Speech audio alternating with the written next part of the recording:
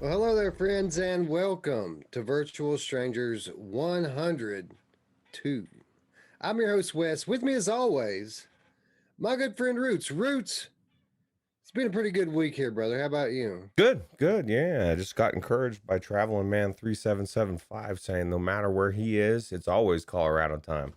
That's me. That's me as well. And yeah, no, I'm glad to be here. And there's actually I was really psyched by the news. Not necessarily like the titles per se, but I mean, obviously the titles are amazing. But what the news means for in a lot of ways. And I was explaining that to a couple people, and I'm excited to talk about it. Yeah, you can kind of feel it, can't you? Like there's something in the air. There's cause to be excited. Week after week after week after week, we're on here giving the people the news, the VR gaming news. And, you know, we've noted for the last few weeks that this week's better than the last, that week's better than the last one. And it just keeps getting better and better and better. And I feel like the ball just keeps rolling, man. VR's got some real momentum behind it right now.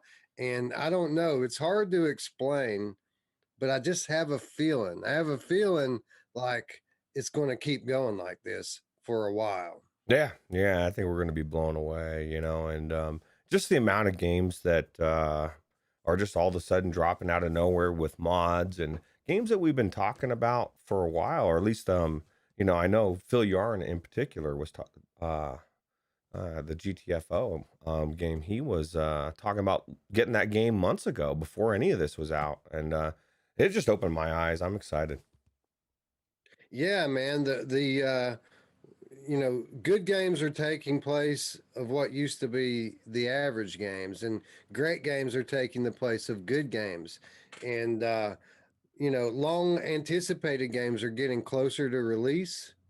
And I mean, it's not just on the software front, it's on the hardware front as well. I mean, it just seems like everybody's trying to get their foot in the VR door.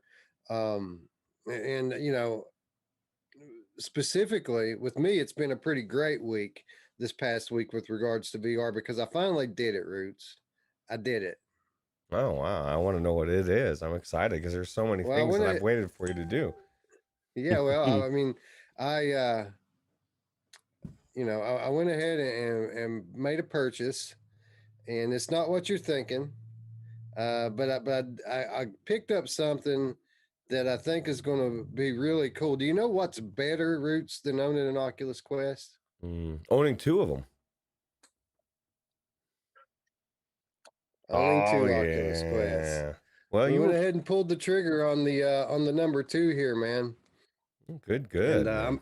I'm pretty excited about it actually because uh, I've spent a good deal of time over the last couple of weeks sorting through friction to play multiplayer with my family.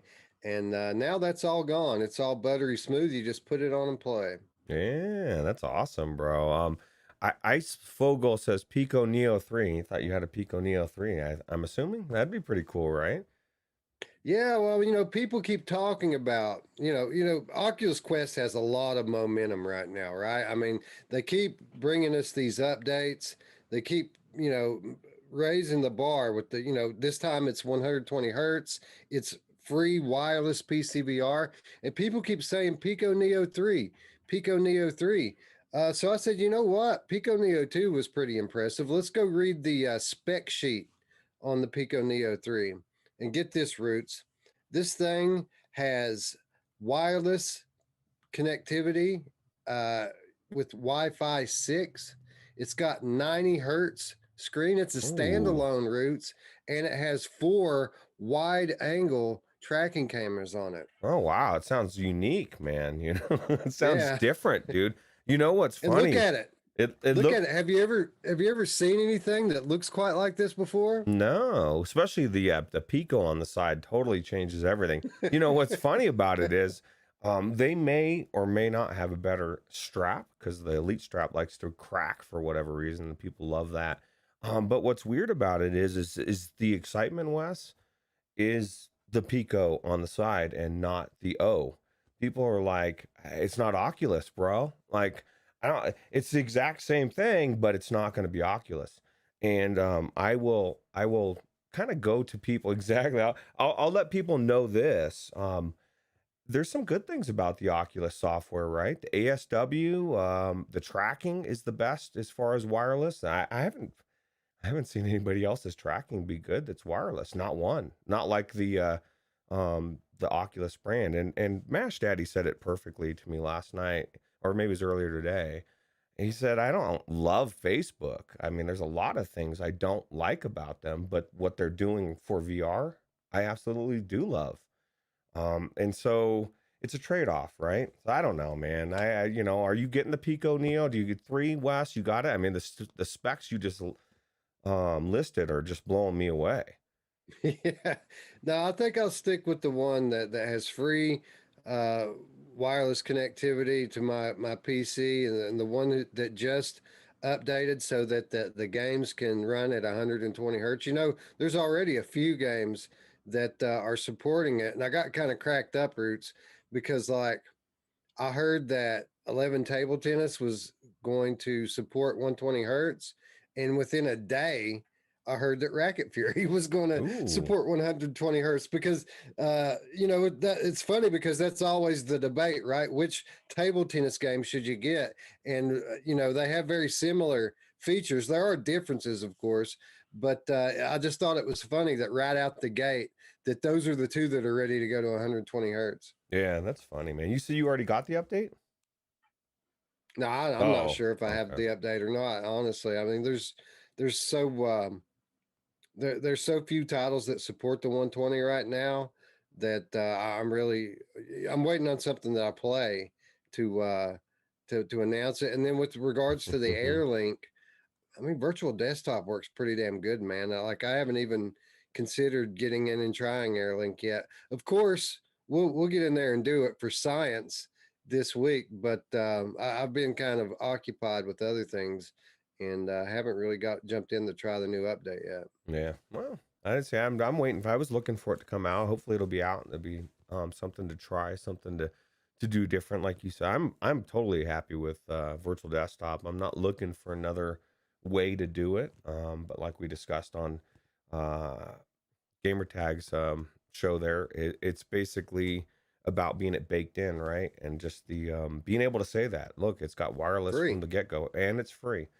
It's funny because I saw something in the Facebook group. Somebody was complaining about the $20 entry fee to wireless VR, and I thought back to when I had CV1 and how much the adapters were and stuff, and I'm like, $20, dude, and it's you don't have to flash drive flat. You know what I mean? There was so much stuff you had to do to get that wireless working, and then it had a red line, and it was cut off part of the FOV, and this is free. Oh, this is not free. Even the $20, bro. I just think at some point there's going to be a reason to have virtual desktop outside of Airlink. Airlink may be more, easier in a sense, but I'm sure there'll be reasons to use it. So I'm not really worried about it. Yeah, well, I mean, think about what our experience has been with Oculus Quest thus far. Nothing works 100% of the time. Link doesn't work 100% of the time. Virtual desktop doesn't work 100% of the time. It's always good to have multiple options. That's true. Options are key because when one thing doesn't work, it's good to always have a fallback, right? Yeah. Yeah, absolutely. Now let me ask you this, Wes. What do you think? Because I've heard a lot of speculation. What do you think is underneath this blanket here? Because everybody Well, I heard, says they say, look, it's got to be wireless because it's so small, but then it's got cords going to it. Something's going. I don't yeah. know, man. I don't know what the fuck's going on, but there's so much speculation over this picture. I think it's funny to me. Yeah, well, yeah, I've heard that a lot. Like, look at it, man. It's just sitting there by itself on a desk under a cloth. It has to be wireless. It could be wireless. And I do think that it's some sort of an iteration on wireless standalone. Um, but the HTC people were rather excited back in January following CES. I don't know if you remember, all the way back 3 months, 4 months ago. The HTC people were touting the all-in-two device. Do you remember that? That connects to a phone or some kind of a puck or some kind of a third device that isn't necessarily your PC. I think we might see that here, and um, HTC, if they do one thing well, it's bring options and variations. So I think that this might not just be one headset, but it might be they might have a standalone all in one, and then over here have the all in two version, and then over here have the PC version. So uh, I don't know exactly what this is. I do think that they've taken a lot of lumps over the last year or two, and I think that they're going to make a better go of it this time than they did with the Cosmos. I got to think that they must at least have usable tracking this time. Yeah. Well, that's the main thing, man. You just need some tracking. The tracking needs to be spot on. Spry Guy says he's got Oculus Software 28. Unfortunately, he doesn't use it except for Revive. So, Spry, you're saying you've used Airlink? I'm curious because I don't know. They're saying it's coming out any day. I mean, they're not really any day. I guess I haven't said that, but that's how everybody's acting.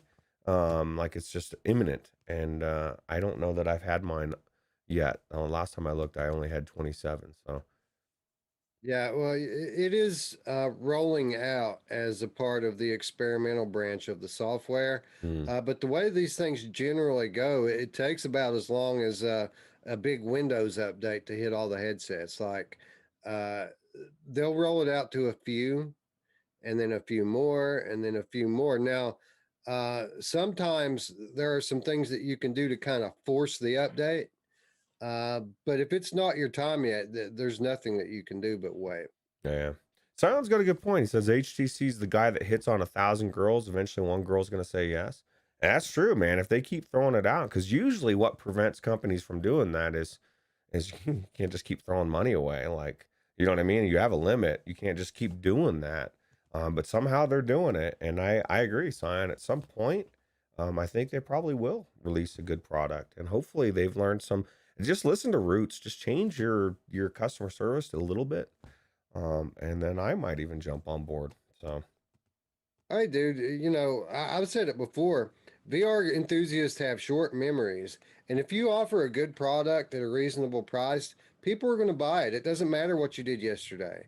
I mean, if Pimax releases a new headset tomorrow that lives up to all the promises that they've made in the past, people are going to throw down the money and buy it. mm, And I don't think that, even after years of profiteering, even after the disastrous launch of the Vive Cosmos, if the next HTC product is solid, it doesn't even have to be like in the price range of a Quest 2. Because let's be honest, who can compete with all of these features for $300? Nobody's going to ever be able to compete with that. But if they bring out a competent headset with a good feature set for 500-ish dollars, people will buy it. yeah. Yeah, as long as it runs good. And I mean, I would even pay more for it if it did something that the Quest 2 doesn't do. If it had a feature or two that, people really want that doesn't exist on it, that could be a selling point. And then what we've said before, the big Facebook thing, it is real. Like a lot of people are looking for a reason out. It's like, just give me somehow, some way to get out of this. We sold our soul to the devil, Wes. We got to some nullify it somehow and move on to the other side. I don't know. Well, they're already making a better decision than they did last time. I don't know if you remember, but the timing of the Cosmos, it came just after, Quest 1 launched, Rift S launched, Valve Index launched, and then came Cosmos after everyone had already upgraded. And it was just like the worst possible time to launch a headset. Now we're staring, directly at 2022, which is surely going to bring PlayStation VR 2. It's going to bring Apple VR, probably going to bring Oculus Quest 3. And when we talk about these types of devices, we're talking about devices that are likely going to have true next gen functionality. These are the ones that are going to have eye tracking and dynamic foveated rendering. These are the ones that are going to have wide field of view. These are the ones that are going to have HDR screens in them. And possibly in the case of Oculus, these could be the ones that have the varifocal going on with it. So we're looking at true legit next gen hardware next year, and I don't know if HTC's got anything like that ready to launch. So I think right now is kind of the perfect time for them to get in. They're getting in midway through the life cycle of the Quest 2, but a full year ahead of all of these other next gen headsets that are going to be truly amazing and take the platform to the next level. What are your thoughts on this? Because I see it a lot, and I'm always confused or conflicted, I guess, in a sense. Like, assume January 1st is when these headsets drop, which obviously that's not going to be the case, but just assume it's January 1st. We're less than 8 months away. I see people in forums, Facebook groups, whatever, saying, dude, don't buy the Quest 2, man. We're so close to the next life cycle. And even if they hadn't just released that statement that said, look, we're a ways away, um, I think it's short sighted. Even if I have like 4 months, I mean, what is your time? You got a Quest 1, you want to upgrade to Quest 2. People are saying, dude, don't do it. We're so close to Quest 3. Wes is a perfect example. He sold his Quest 1 and almost didn't pay for his first Quest 2 because of it. You can resell it. You can make your money back. And what is it worth for the time frame that you're now going to sit on your thumbs with an inferior headset when you could be, Quest 2ing it up? Um, it's very short-sighted to me. I don't think people should be sitting here waiting um for 7-8 months down the road. What is your experience worth to you? I just think it's worth more. Like you're dealing with an inferior product for no reason, in my opinion, but that's just my thoughts anyway. Yeah, time is precious, and especially when you're talking about this time with all of these amazing games and experiences launching. I mean, they're only going to be new and fresh for so long. Um, so, I mean, I just typically don't I don't think it's good practice to wait for potential. I mean, we don't know what's coming. I think it's very telling that Pico Neo that everybody's so hot on right now is running the XR2, the same thing that the Oculus Quest 2 has. It's a Quest 2 clone that can't do everything that the Quest 2 does. I think that that's very telling. And even if we do get something with superior features, you're not going to get it in the same price range. And that was kind of my reason for picking this thing up here up. This is not new. I bought this off of Facebook. This is the 256 gigabyte version.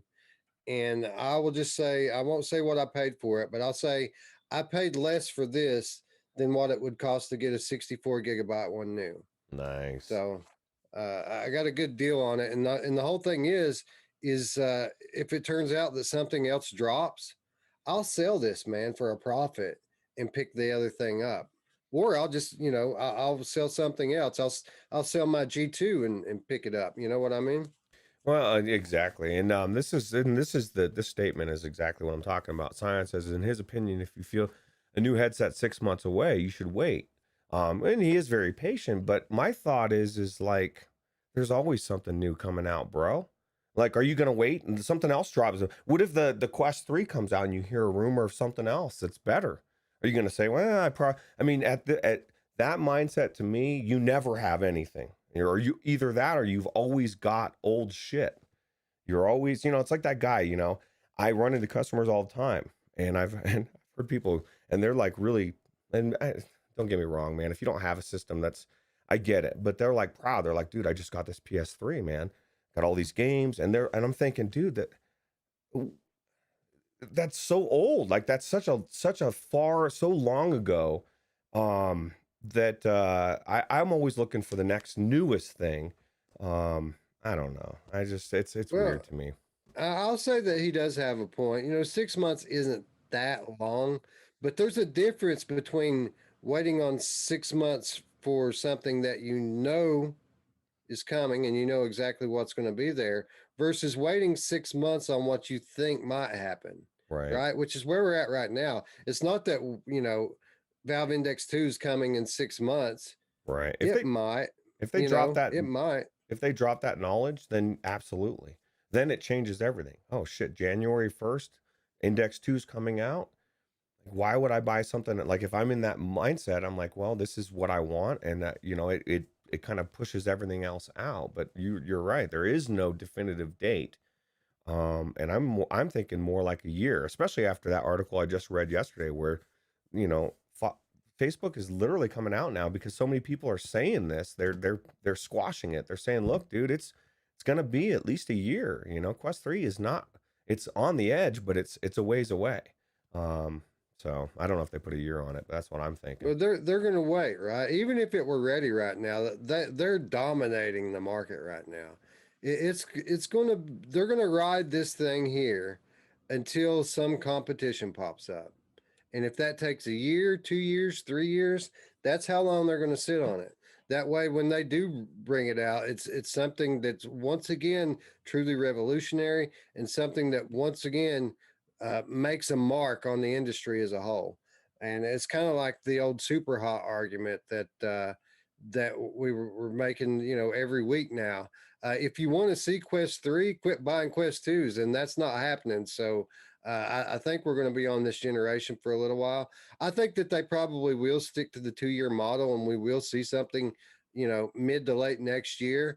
But I only say that because I think again that the Apple headset's coming, that the PlayStation headset's coming, and Facebook has made up a lot of ground over the last Mhm. 6 months, and they're not going to want to drop that. That's true. That's true. Derail dropping a 5 bomb says it's for the Get the Scion a new HMD Foundation. Oh man, I can't wait to man. His eyes are going to be blown away when he sees the clarity of next generation, right? Because he's never seen it, dude. But I will Yeah. give you this, you know what you like, you know what you want, and you're very patient, and it'll pay off in the long run. When you get your Index 2, you're gonna love it, bro. So Dude, he's going when he finally gets a new headset, he's going to be skipping generations. Like yeah. he's not because when I had what he had and moved up to the Rift S, I was like, wow.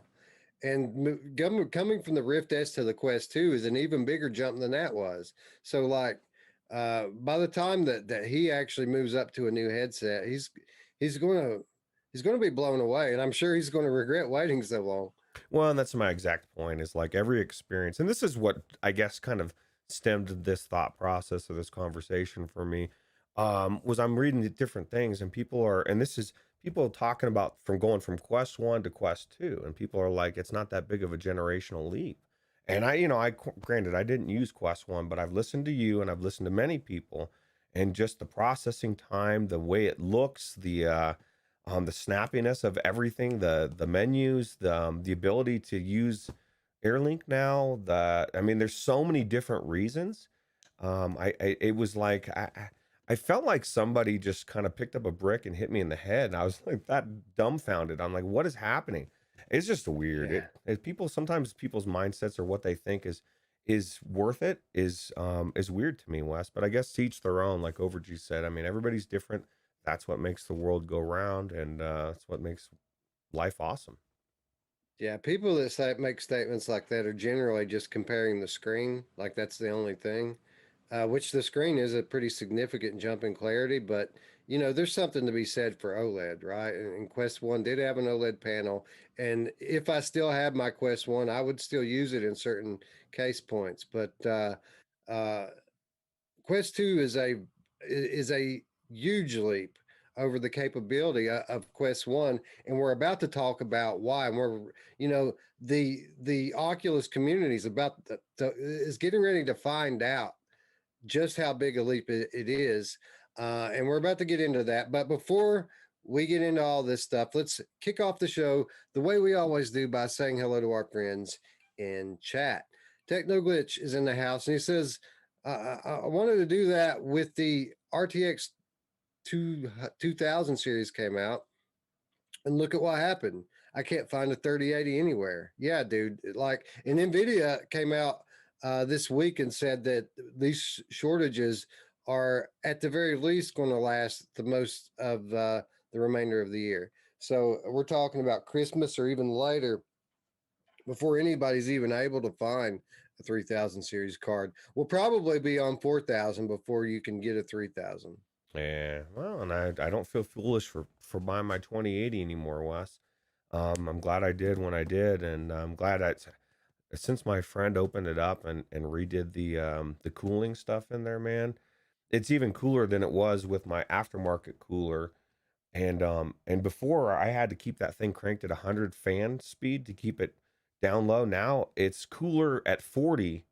Um, it's just it's not night and day. It opened my eyes. I don't know if people should stick with the stock cooling things in, like, if you're capable, I think you should open it up and redo the paste and everything, because it's a night and day for me. It's not a lottery chipset. It's fucking the way that they put the paste in there, and it sucked.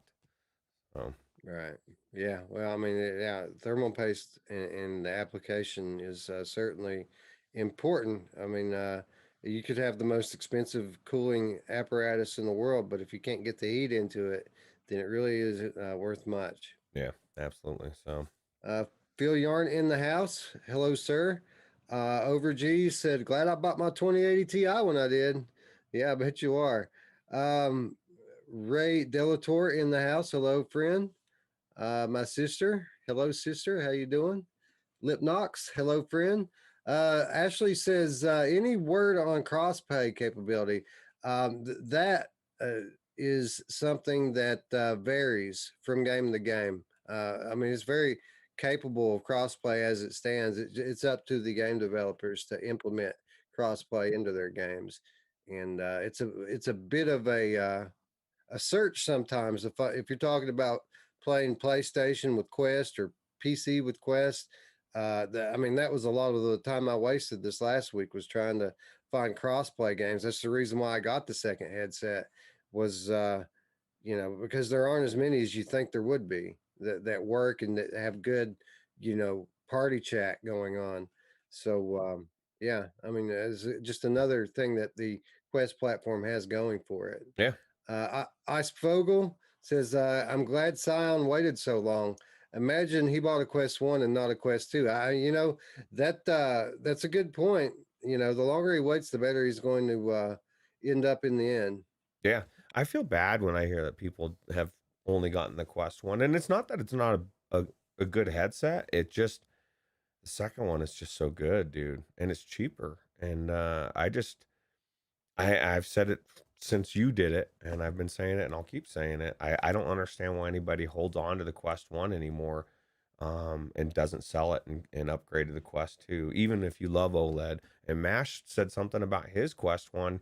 He said because it's used, the IPD slider. He said if he moves his head, it moves itself. So Yeah, I had the same problem with mine when I had it. It doesn't really change the picture in the headset. Like it doesn't change the actual IPD, but that sensor that tells you what your IPD is and the number pops up, whenever you would move your head, the number would just pop up. mm, And so it would constantly break your immersion as you're trying to play a game, and you got 67 flashing every other second in your face. Yeah, I had the same problem, and it was annoying as hell. yeah, so it just makes you wonder if, that's just one of the things that you get over time. If that's, I mean, it's two people that I know that that's a common thing. Um, but yeah, But yeah, I mean, people that have Quest One still, it's still a solid headset. Particularly if you're using it to play PCVR on, like it's going to start to fall behind in standalone applications. But as a PCVR headset through the link cable, it's still a very good headset.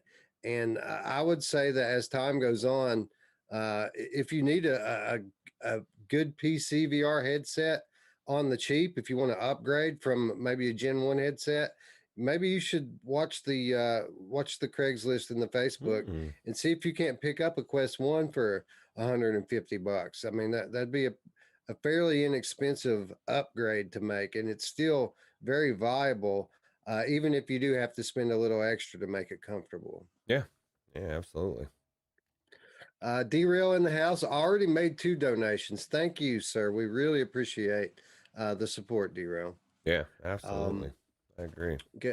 Sion says that at least he has all this money saved from the lack of new headsets. And Gamer Chick 13 says, Well, Sion, you could get the PS5 in anticipation of PSVR 2, and that's a good point because I do think Sion's going to be rocking a PSVR 2, and he's not going to want to have to drop all that cash at once. It might be a good time to go ahead and pick that up. Yeah, good luck. They're out there. This, Just y- takes work. yeah, it takes vigilance. You know, Decepticon is in the house. Hello. Uh, let's see here. I think I saw Slay Blaze up there. Yep. PD. PD says never wait. You could be dead tomorrow. Exactly. Exactly. All we have is today. Tomorrow never gets here. And yesterday is just an illusion. Yeah. It's always today. So you should do and make decisions that are the best for today. Yeah. Yeah. I agree. I didn't even think of it from that perspective, but nobody's promised tomorrow. Can you imagine, the day that you're about to get your Quest 2 or something, finally going to do it? You die. You never got to try it. Damn it. Diz the Game Cat is in the house. Traveling Man 3775 is in the house. A lot of familiar faces, a lot of familiar faces we haven't seen for a while. Factory Life's in the house. I mean, we got a pretty good little crew here. And you know what? I think we've got the goods. I think we're going to deliver today, Roots. Yeah. I love the first topic, bro. And there's just everything that's discussed around it. Yeah, well, before we talk about that, let's talk a little bit about Resident Evil Village. We had our final, Mm. uh, basically, what was the last chance. If we're going to get PlayStation VR 1 support in Resident Evil 8 Village, uh, this past week, the RE8 Village Showcase presented by Capcom was pretty much our last chance for them to announce it. The game comes out in only a few weeks. This was the one big event that we've kind of been pointing to for months, that if they're going to drop it, this is when they're going to do it. And this past week, Sony came out and promoted this event. Even though it was a Capcom live stream, Sony came out and promoted it on their blog. They were very vocal about people should watch this. And I mean, they talked about Resident Evil 8 Village as well as some other projects. There was a multiplayer project that they were working on.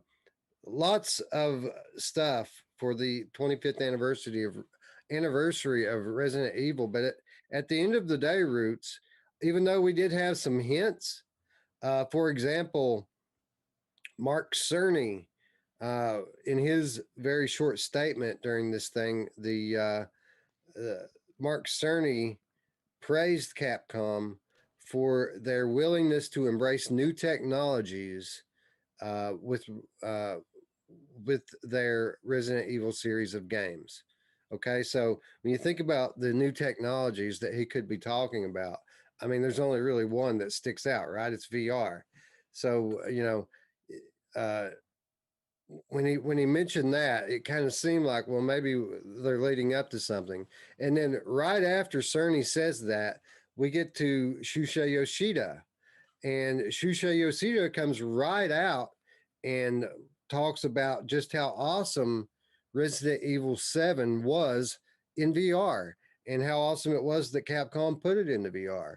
So literally, we had basically the only two Sony executives on the whole thing pretty much come out talking about VR. But at the end of the day, there was no announcement, Roots. There was no announcement of PlayStation VR support for Resident Evil 8, crushing the hopes and dreams of the PSVR community that loves that game like I do. And really, what was the one thing that was really a kick in the teeth was at the end when we thought it was all said and done. The very last thing in the whole presentation, they said we have one more bit of news, and they made some statement to the effect of, let's take a look at this upcoming game that will allow you to experience Resident Evil from an entirely different perspective. And when people heard that different perspective, their ears perked up and they said, this is it. And then the scene changed. And what did we see, Roots? I'm assuming Resident Evil 4. Resident Evil 4 VR. Now, to me, this is exciting. Is it as exciting as Resident Evil 8 Village, the sequel to my favorite game? No, but this is one hell of a consolation prize. The legendary survival horror shooter Resident Evil 4 is coming to Oculus Quest 2. The port, which is being developed by Armature, was announced at the new Resident Evil showcase this past week. The existence of Resident Evil 4 VR actually leaked a few months ago after Capcom fell victim to a ransomware attack. Facebook has confirmed that the game will not be coming to PC VR or PlayStation VR, nor will it be coming to Oculus Quest 1, Mm. making Resident Evil 4 the first fully exclusive game confirmed for the Oculus Quest 2. So, Roots, this is what I was talking about a moment ago. Uh, During the first half a year of the Quest 2's existence, it's been held back. And as amazing as uh, you know, the improved for Quest 2 titles are, it's still being held back. Every game that we've had for it thus far has had to run on Oculus Quest 1. But here, with this landmark legendary game being announced, Oculus has also simultaneously announced that the gloves are off, and Quest One is on its way out. And Roots, I for one can say it's about time, right? Yeah, yeah, which is kind of weird because it's not been that long that it's been out. But at some point, I don't see how this would not be exciting to anybody. I mean, this is one of this Scion should be just loving this news, even though he hates Oculus. They're taking the gloves off. You're gonna finally get to see what the Quest 2 can do, and it's not gonna be held back by Quest 1 anymore. It excites me. It makes me feel bad for the people that maybe like somebody in chat was saying that somebody, I think Lipnock said somebody recently had just got a Quest 1 and was bragging and showing it off, right? Because to them it was amazing. And but then maybe the next day they find out Resident Evil 4 is being released and they're not going to be able to play it, then it's not such amazing news. So I can totally see why people would be upset about this. But and I can already hear the Quest haters, right now. Oh, I've already played Resident Evil 4. I don't need to play it, bro. I don't even want to play it on the Questicle. You know what I mean? Like there's going to be so many excuses of why it doesn't matter. It's not coming to PC VR. They didn't care anyway. But I think this is a trend people should start getting used to. If you want to play some of the best games in VR that are coming out, you're going to have this headset. So, Yeah, I think that this is a very clear inflection point for the Oculus Quest 2 and for Facebook and their intentions going forward with regards to gaming. We've said it for years that they're not really interested in gaming, that the games are just the carrot on the end of the stick to draw us into the social platform. Well, Facebook is making it clear that they're just getting started with gaming. And what makes this very evident is that this was somewhat of a coup. Capcom and Sony have had a very tight relationship for many years. Sony always gets exclusivity with the Capcom titles. So Capcom's only ever made VR games for Sony. So like uh when we have Sony plugging this live stream, right? This event and propping it up and promoting it. And then, Sony doesn't, Sony chooses not to announce VR support for Village in this. And then we have this big, wonderful presentation. But what's the grand finale of the whole thing? It's Oculus, it's Mike Verdu. It's not Mark Cerny. It's not Shusha Yoshida. It's it's it's Mike Verdu on there announcing uh, uh, a change. Announcing a Resident Evil game for VR that's not going to be PlayStation VR. And unlike Resident Evil 7 Roots, this is going to be full VR. This is going to be a legit VR game.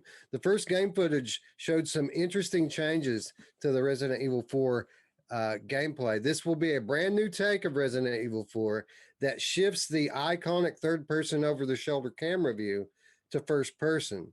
Players are going to be able to use knives and weapons at the same time and also interact with items in the environment in realistic ways, like turning crank handles and typing on the typewriters.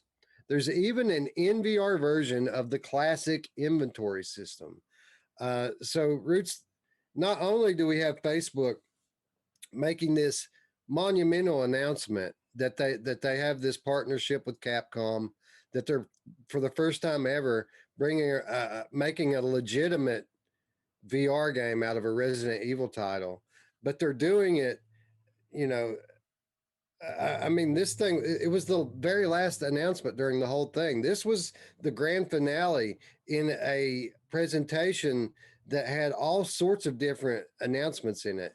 It was pretty obvious that they meant to make this a big deal on there. And it's Capcom basically showing Sony that, hey, there are other fish in the sea, buddy. Mm. And it's basically Facebook saying, we're not laying down. We own VR gaming, and we're going to plan to own it for years to come. It's crazy to have it happen at a Sony event, right? Like, kind of a slap in Yeah, a way. man. And it's not. I'm sure they didn't know. That's just like, oh, hey, we're doing this. Okay, so Technoglitch says he's happy. We're happy. You guys are happy, but I'm not interested in playing all these old games that are 14 years old or better. Okay, well, for one, it's a new take. It's first person, which has never been experienced in Resident Evil 4. I've never played Resident Evil 4. I remember owning it, but I played a little bit of it. Didn't get to play through it. And it's more about what it's meaning for VR. Like people are already geeking out in all the Facebook Oculus Quest 2 group. People are really excited. People that just came into VR are just flipping out, right? And I'm assuming the Sony people are upset because they, not only did they not get the announcement they wanted, they got an announcement for a platform they don't own that's exclusive for some. You know what I mean? That's like, fuck, man, that would have pissed me off if I was watching that. And some of those dudes, quite a few of them actually have Quest One, right? And they can't play it, right? Because this is, it's going to be a legit game. The Quest One's not going to be able to run this game. And I get why it kind of sucks to be that guy, but it's not like we're talking about a buy up to some $1,000 headset here. We're talking about the most affordable, most feature rich headset on the market today. And if there ever was a reason, if there ever was a time to upgrade, it's now. Well, and one of the things that I'm excited about this news and all the other news of all these other games that are being brought, like Doom 3 or this, every time I see a game like this brought into VR, and this isn't one that's already made, that's first person. That's the biggest thing that I hear from people already. Well, it's already first person. It's easy to put into VR. I don't think it's as hard to bring things into VR as it used to be anymore. And I've said that before, and I'm really starting to believe it. And I think this is just a huge sign of what's to come, man. Like what it may not be Resident Evil 4 that excites you, Techno Glitch, but what series can you imagine that you love that could be brought into VR? Because it's coming, bro.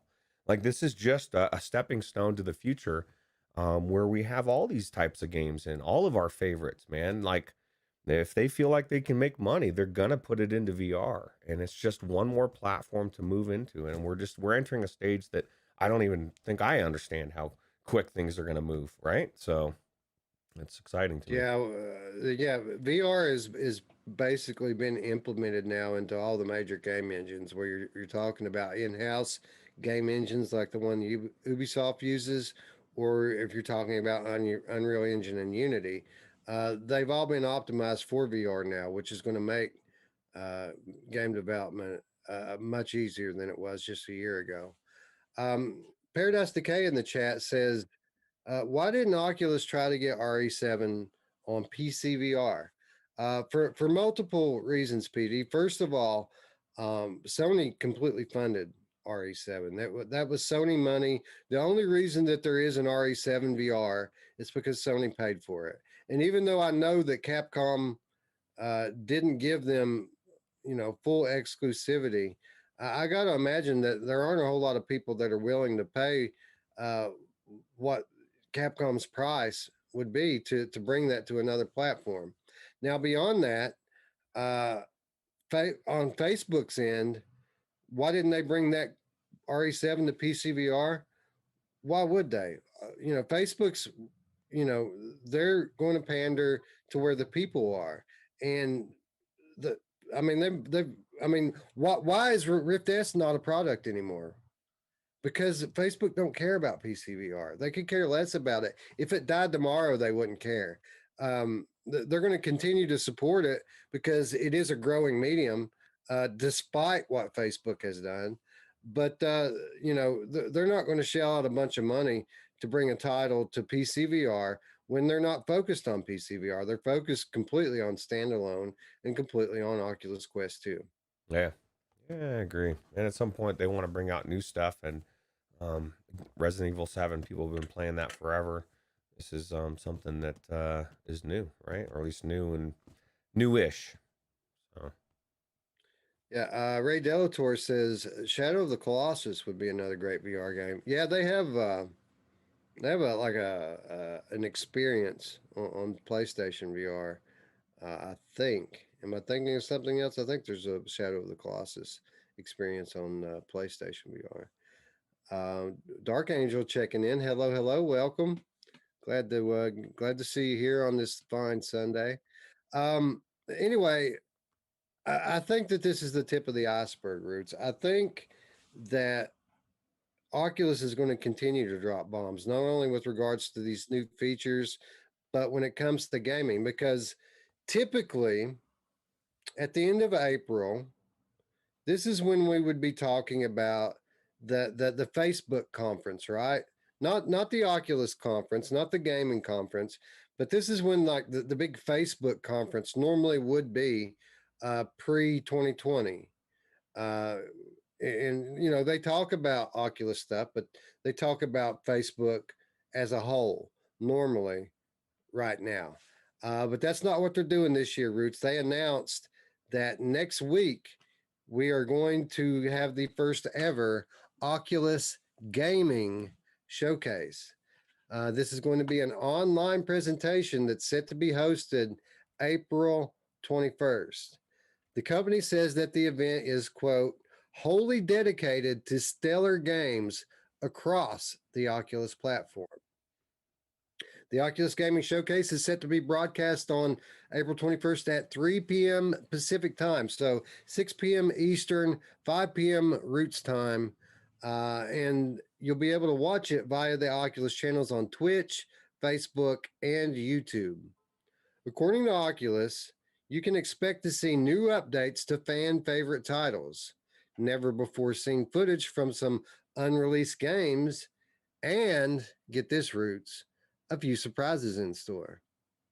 So here we are, Roots. Just another sign that Facebook is really leaning into the gaming side of things. I think that they know these are not stupid people. These are some of the smartest people in the world. And I think that they know that if they try to shove Horizon down everybody's throat right now, that people are just going to spit it back in their face. People aren't interested in the social platform right now. They need to get millions of people in their headsets before they introduce a social platform that's just too good for us not to use. Yeah. And I think that that's what they're going to do. So I think for the next 3 to 5 years, we can look forward to some banging games from Facebook. Yeah. Yeah. I think it's good for the whole industry, man. So I'm excited, man. I can't tell you how excited I am. Now, what are your thoughts on this, Wes? And this is totally rumored. That was somebody just said in the chat. Has been rumored out there that they may possibly drop this game on the 21st when they do this announcement. Now, my thought was it could happen. I mean, things drop out of nowhere. I mean, I could see that. I don't think it's likely, but how cool would that be if we were playing Resident Evil 4 on April 21st, dude. That would be so cool. Well, that would. I know why they're saying that. It would.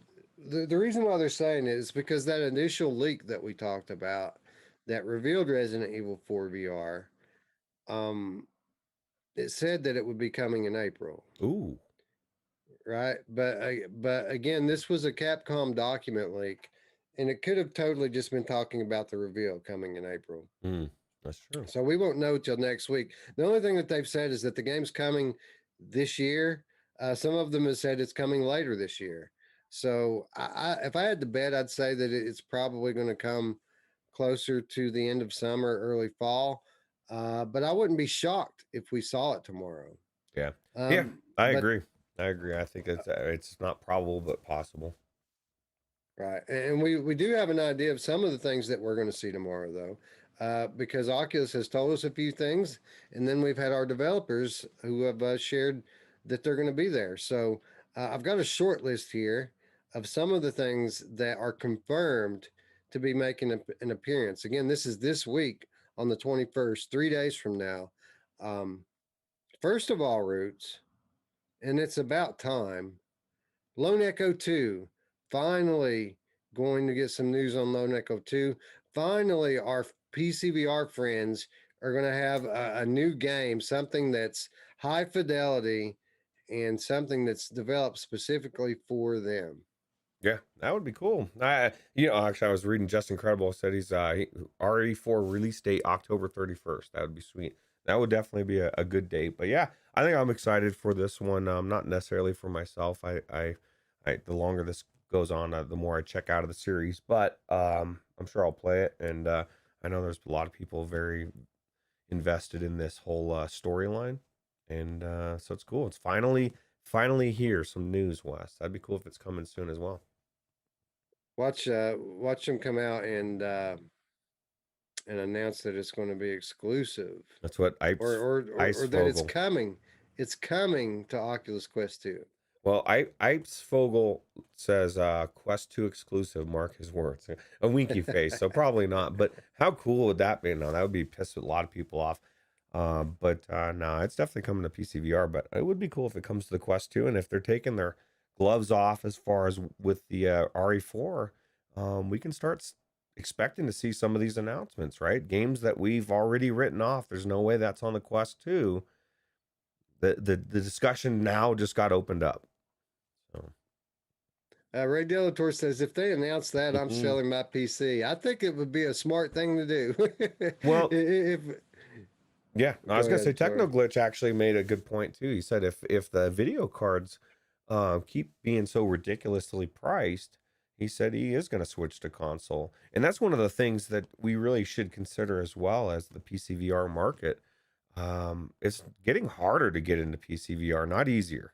And we had a little bit of a burst of time where it seemed like, oh man, everybody can afford to get a computer, and that got nixed really quickly. And now, the thought that PCVR is just going to flourish and explode is just probably not very realistic anymore. At least not now, while the PCVR or costs are so expensive to get into. I'm feel very fortunate that I've got a very well built rig in 2021. I don't know I would be looking to build one if I didn't have one, right? So Yeah. I'm not so sure that I would have all the money in mine if I didn't use it to create content, because it's becoming less and less necessary true. to be a VR gamer. And I think next year, when we start talking about PlayStation 2 entering the fray and the next generation of standalone, even on top of what we already have, I think that the gap has been closing between PC and console for a while, and I think it's going to continue to close. So uh, the good thing is, um, you know, in availability aside, the prices have also, you know, come down a little bit. Let me be clear about this. The manufacturer suggested retail price is coming down, not the actual price that people actually have to pay, but um, you know, you can get a solid rig, hypothetically, if you could get it for a reasonable price, cheaper today than it was 2 years ago, Yeah, but if you could get it, if you can get it, yeah.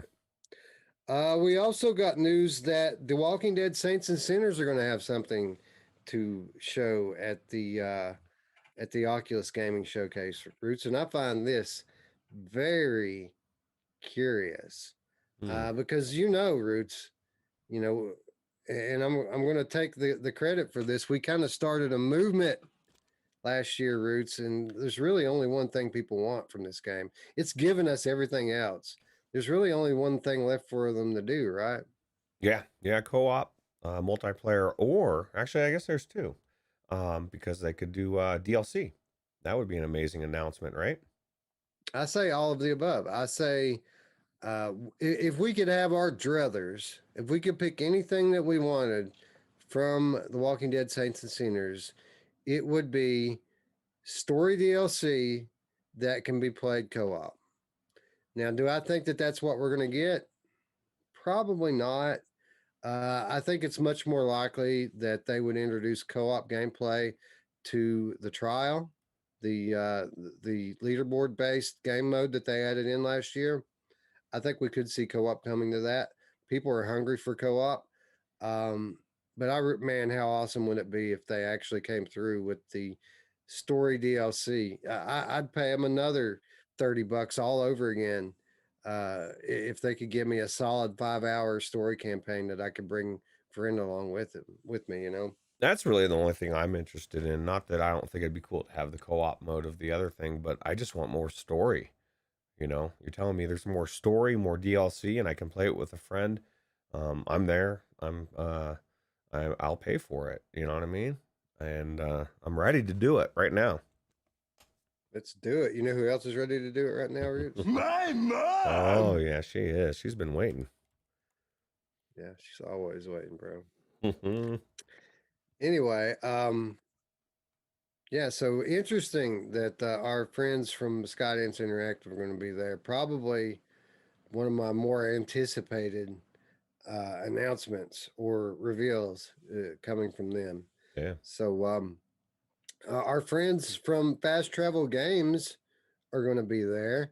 They haven't said what they're going to be sharing, but with it being literally the day before Wraith the Oblivion Afterlife launches, I got to imagine they're just going to be coming with some exclusive gameplay footage, right? yeah, dude, I'm excited. I'm excited for this one. I think it's gonna be really good, and maybe we'll get a release date. I usually says Uh, the day after actually. Oh, maybe yeah, we'll get maybe we'll get something else. I don't know. We'll see. yeah. I think they're just going to show off their game a little bit, and I mean, the game is going to be exclusive to Oculus for a month before it hits Steam, Hmm. so it makes sense that they would be there plugging it, right? Yeah, absolutely. All right. We're going to hear something from Star Wars: Tales from the Galaxy's Edge. Now, here's your DLC, Roots. I Yeah, think we're going to get a whole new Tale from the Galaxy's Edge. finally. Right now, let me ask you this, Wes, and I don't know if it has as much shame involved as it does for me. Have you finished the first Yoda Uh, stuff?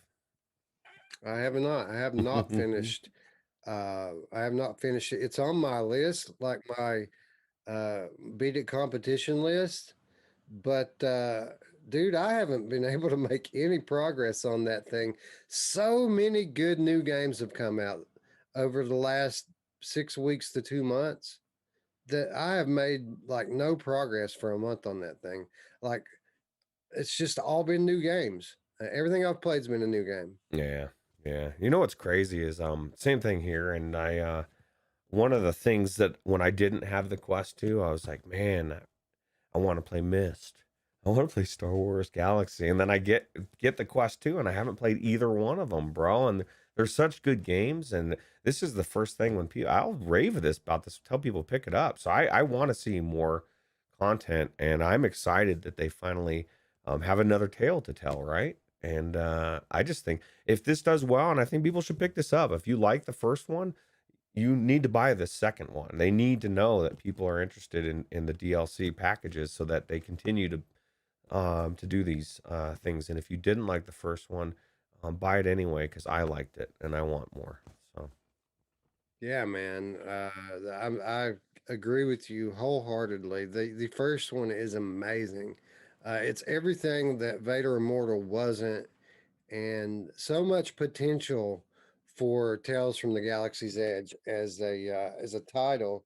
I mean, they could support this thing for 2 years and it not get stale. yeah, just because of the way they did it with the stories and stuff, I don't know if I necessarily want to go out and get items for the drink um, every time. But I guess if that's part of it, that's part of it. But I just think that it was cool. To me, I felt like I got sucked into a Star Wars cartoon, and it was just looked so good, and it was the production value was so good. It was night and day for Vader Immortal to me. But it's got a dojo, because when people asked about Star Wars back in the day, I couldn't definitively say, dude, you have to try this. As a Star Wars fan, you're going to love it.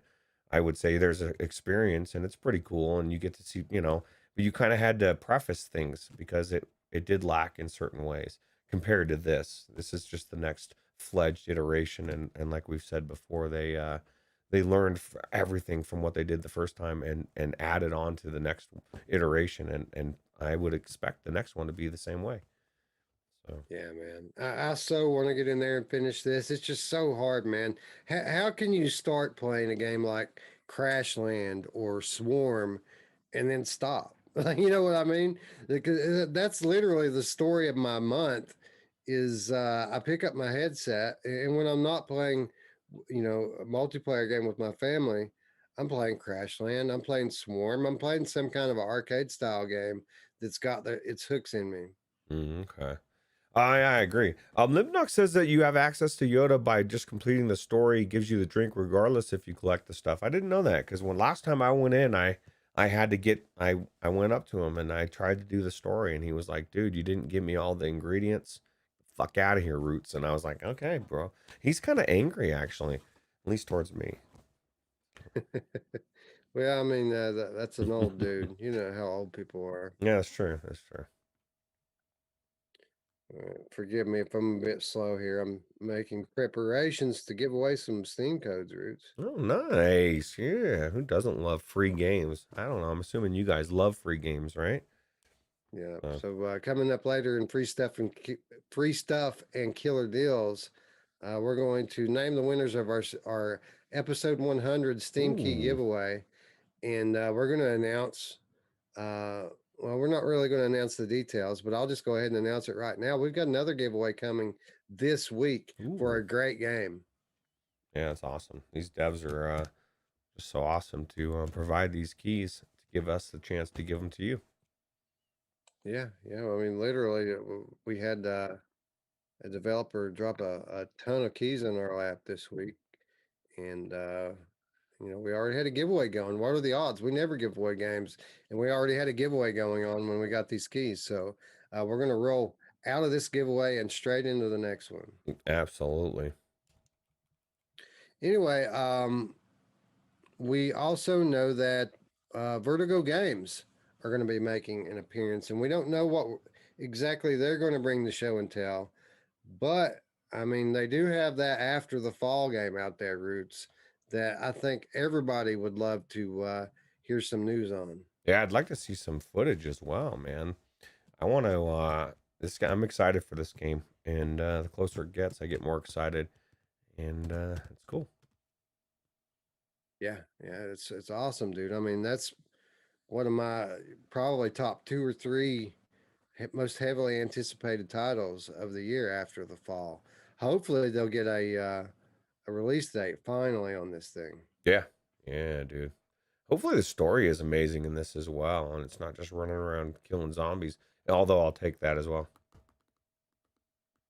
Yeah, yeah, dude. I mean, at this point, I would take some Arizona Sunshine DLC. Yeah, for sure. But we also know that Pistol Whip Cloudhead Games are going to be making an appearance with Pistol Whip.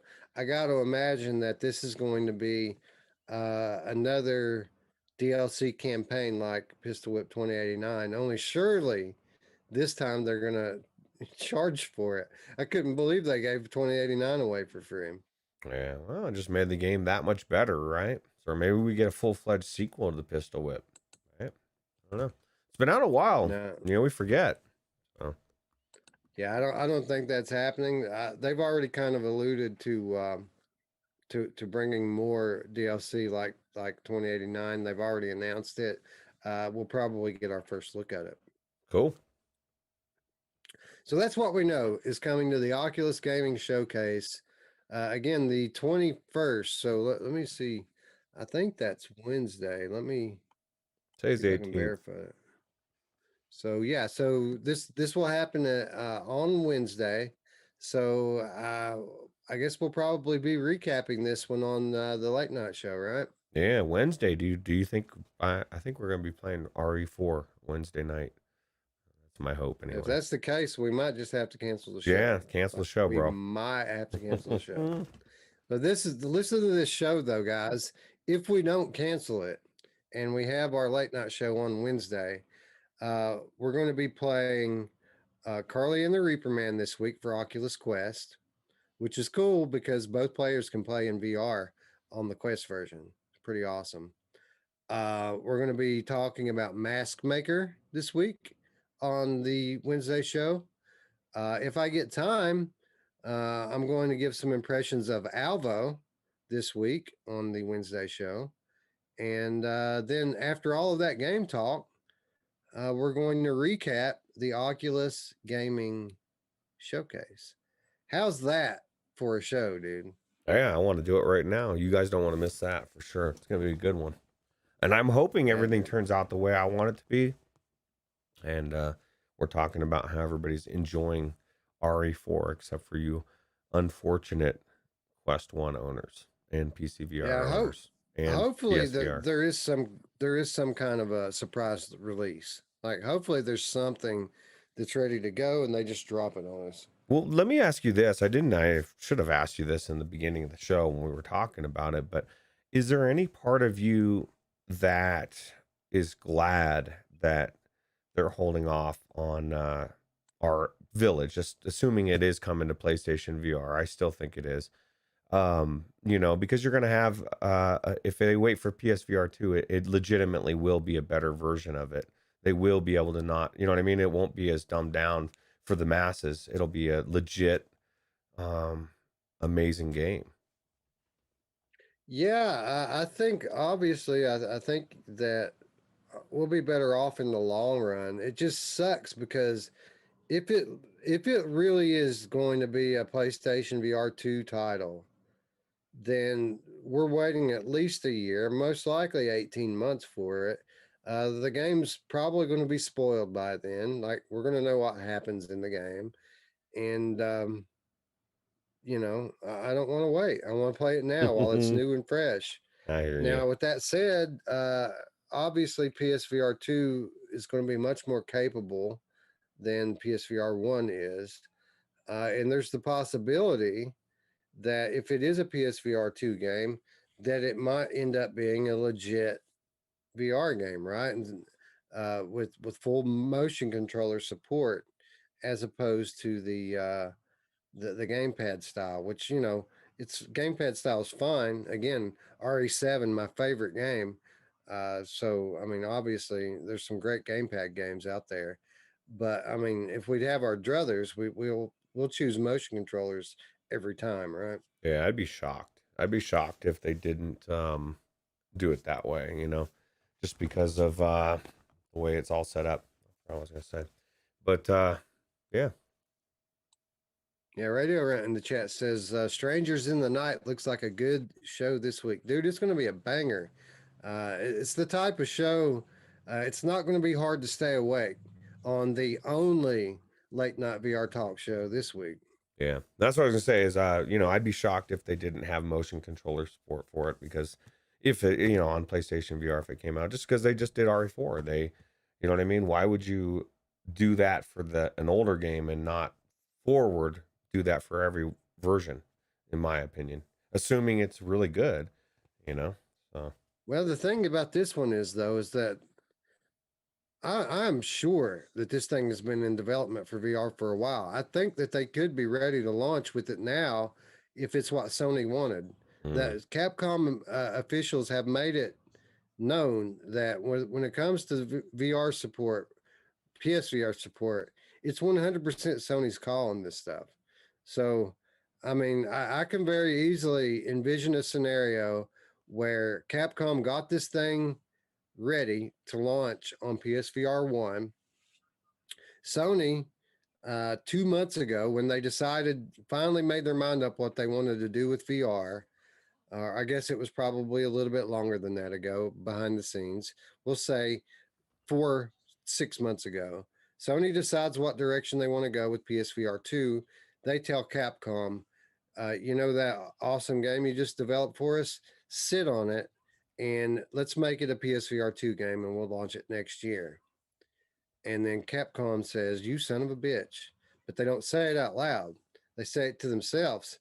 And then in walks Mike Zuckerberg. Purdue and he goes, Mhm. "Yeah." And Zuckerberg says, "How would you like some real money?" And these guys at Capcom say, "You know what? Why don't we show these dudes at Sony that they're not the only show in town?" And that would explain the lack of a VR announcement on PSVR and the prime time finale spot for Facebook during this past week's uh, showcase. On I mean, Sony's I can't. Sony's showcase. That still to me is like a slap in the face, bro. I can't overstate that enough. Just what a big deal it is to have Capcom making major announcements in the finale of a program like this, and it be something that's not PlayStation. Yeah. That is a paradigm shift. I assure you.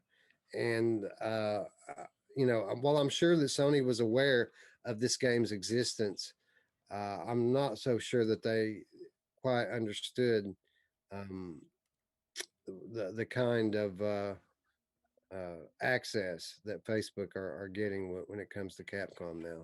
Yeah. Absolutely.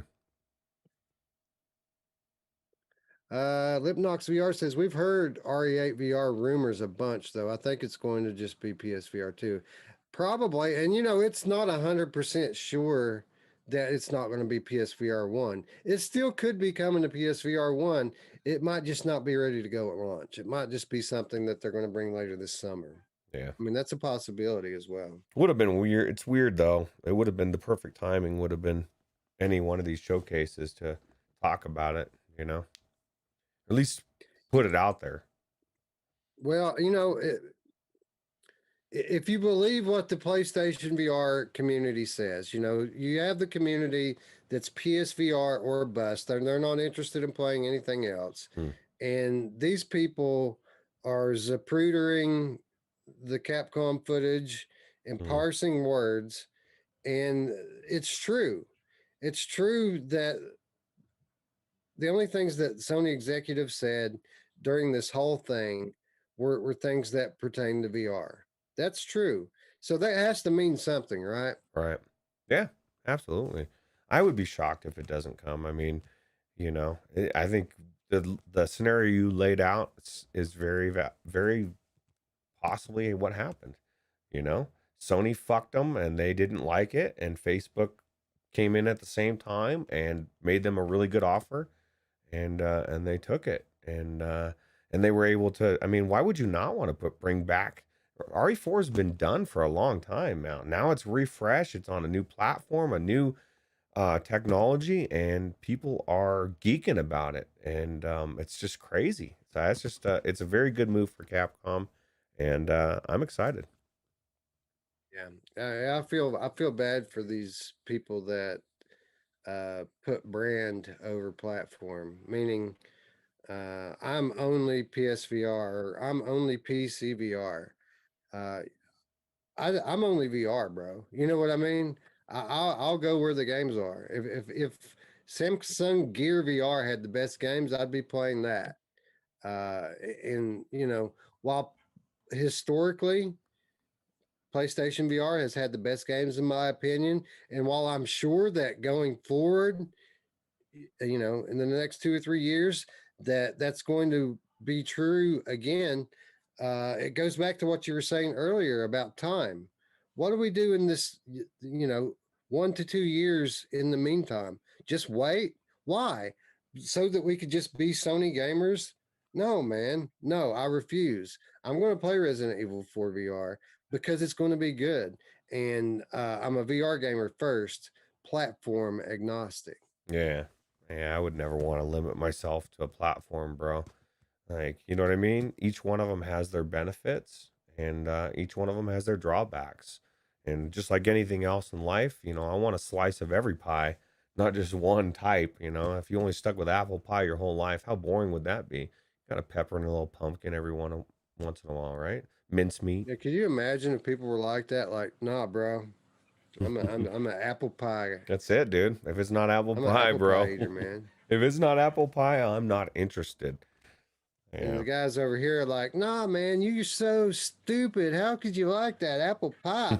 Cherry's clearly the best, man. Yeah. Look at all these happy people over here eating cherry pies.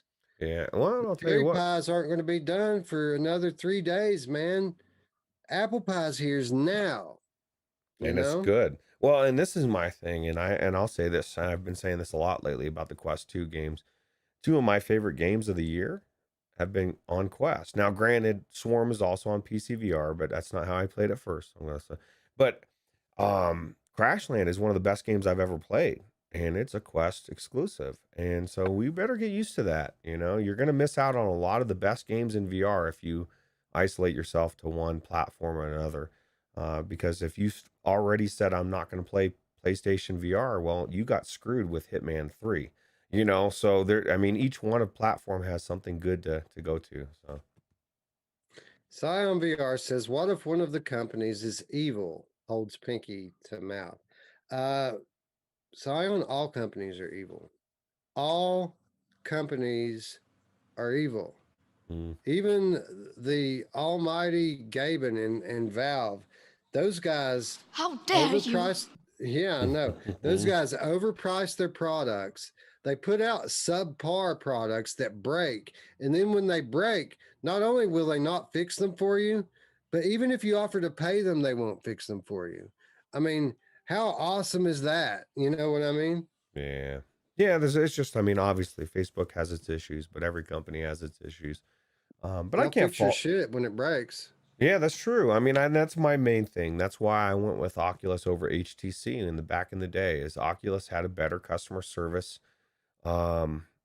overall when I looked into it than HTC did. And I've had so many bad experiences with customer service in the past that that's one of my most important things when I buy something is how are they going to treat me after I buy the product.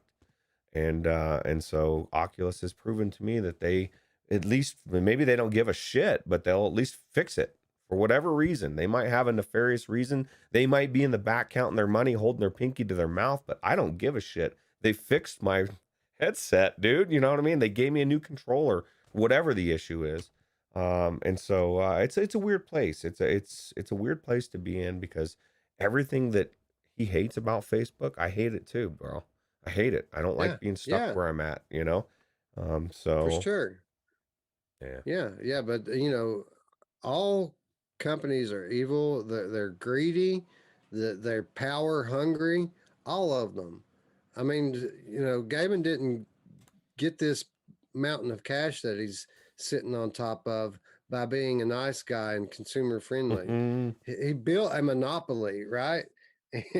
and and I could keep going on. You could name the company, bro. They all suck.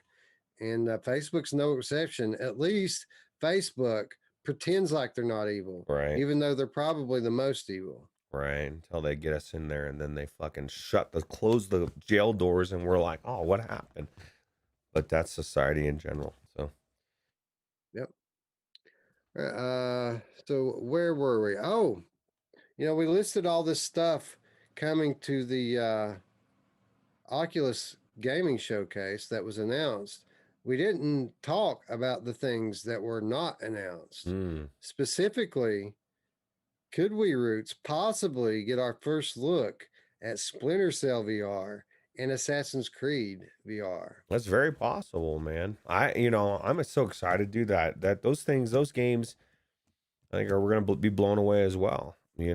Because when you think of Splinter Cell or Assassin's Creed, is there not in the back of your mind that little bit of Warhammer or fucking all these experience bullshit that's came out over the last 4 or 5 years? It's like, oh god, so I just want solidification, just like I got with RE4. It's going to be the exact game. It's going to be, you know what I mean? It's going to be amazing.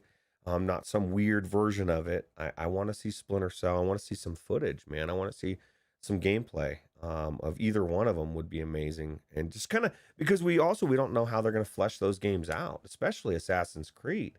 Like, how is it going to be third person, or are we going to go first person? I could see a case for both, and I think either way would be amazing. So I think that first person is likely with most of these games now, because let's be honest, now that they've cut Oculus Quest 1 loose, is there any chance in hell that these aren't Quest exclusive, these games? well, at this point, I would say it's very likely, and it's going to piss a lot of people off because the last year, man, like even myself, I've been telling people Splinter Cell and Assassin's Creed are coming to VR, and that's a different statement to say they're coming to Quest 2 VR. It's, to me, it's just as exciting, but I can imagine it wouldn't be if I didn't own a Quest, Quest 2. Yeah. Yeah. Well, I mean, it's possible that they put it on the Link store, but I don't know how much resources they're going to put into giving it an extra polish to put it on PC. I think that it'll be pretty close to a straight port with maybe some extra lighting, stuff like that on PC. Well, and if they can get away with making you get their hardware. And, this is the thing. That's what I've said. I've still baffled with Xbox. You don't have to own an Xbox to play their exclusives. Never heard of such a thing. But if you find out that Assassin's Creed or Splinter Cell is only on Quest 2 and that is your ultimate fantasy to play that game in VR, you're probably going to pick up a Quest 2, even if you hate it, and that's the reality. It's going to drive even more sales. And so I would think the likelihood of it being on PC VR is, it's not impossible, but the window is closing. You know what I mean? Like, and just because of this announcement, and I would have never thought it was going to be exclusive for Quest 2, and now it is. So Well, here's the thing: if they put these games on the Link store, then people can continue to hold out and play these games on Revive. The only way that they can force people into their ecosystem is by keeping them Quest exclusive. So I wouldn't be at all shocked if both of these games only worked on Quest 2 yeah, or 3, Quest 2, Quest 3. I wouldn't either. To me, it would make more business sense to do that than anything. So Actually, I wouldn't be surprised if one of the two is a Quest 3 game. Like, we'll have a Quest 2 game come out this year. We'll have the other one, whichever that one may be, end up being a Quest 3 launch title. yeah, that'd be crazy. What are your thoughts on OpenXR? Somebody said this in the chat earlier, and talk about the Pico Neo or whatever. Do you think there's a possibility that somehow, some way, people are able to get the Quest 2 games to play on, like with through a revive on another headset, or do you think this is going to be, you ain't playing it unless you have the Quest 2 forever? I don't think that you'll be able to do it like Revive. I don't think you'll ever see anything like that. What I do think is a possibility as time goes on. I think that these hackers will be able to build a running emulator that, I mean, because you got to think Oculus Quest, it's not some proprietary uh, software that's running on it. It's Android based. Mm, People are going to be able to hack this thing to pieces, and I think that it's possible that if somebody wanted to pirate the games, that there's going to one day be an emulator that'll be able to run them. that'd be cool. Yeah. So that's always a possibility that you'll see these games being played on a PC VR headset in 2 or 3 years because somebody built, some kind of Oculus Quest emulator that'll run them. Yeah. Well, we can like it, not like it, whatever. I mean, and people said it from the beginning.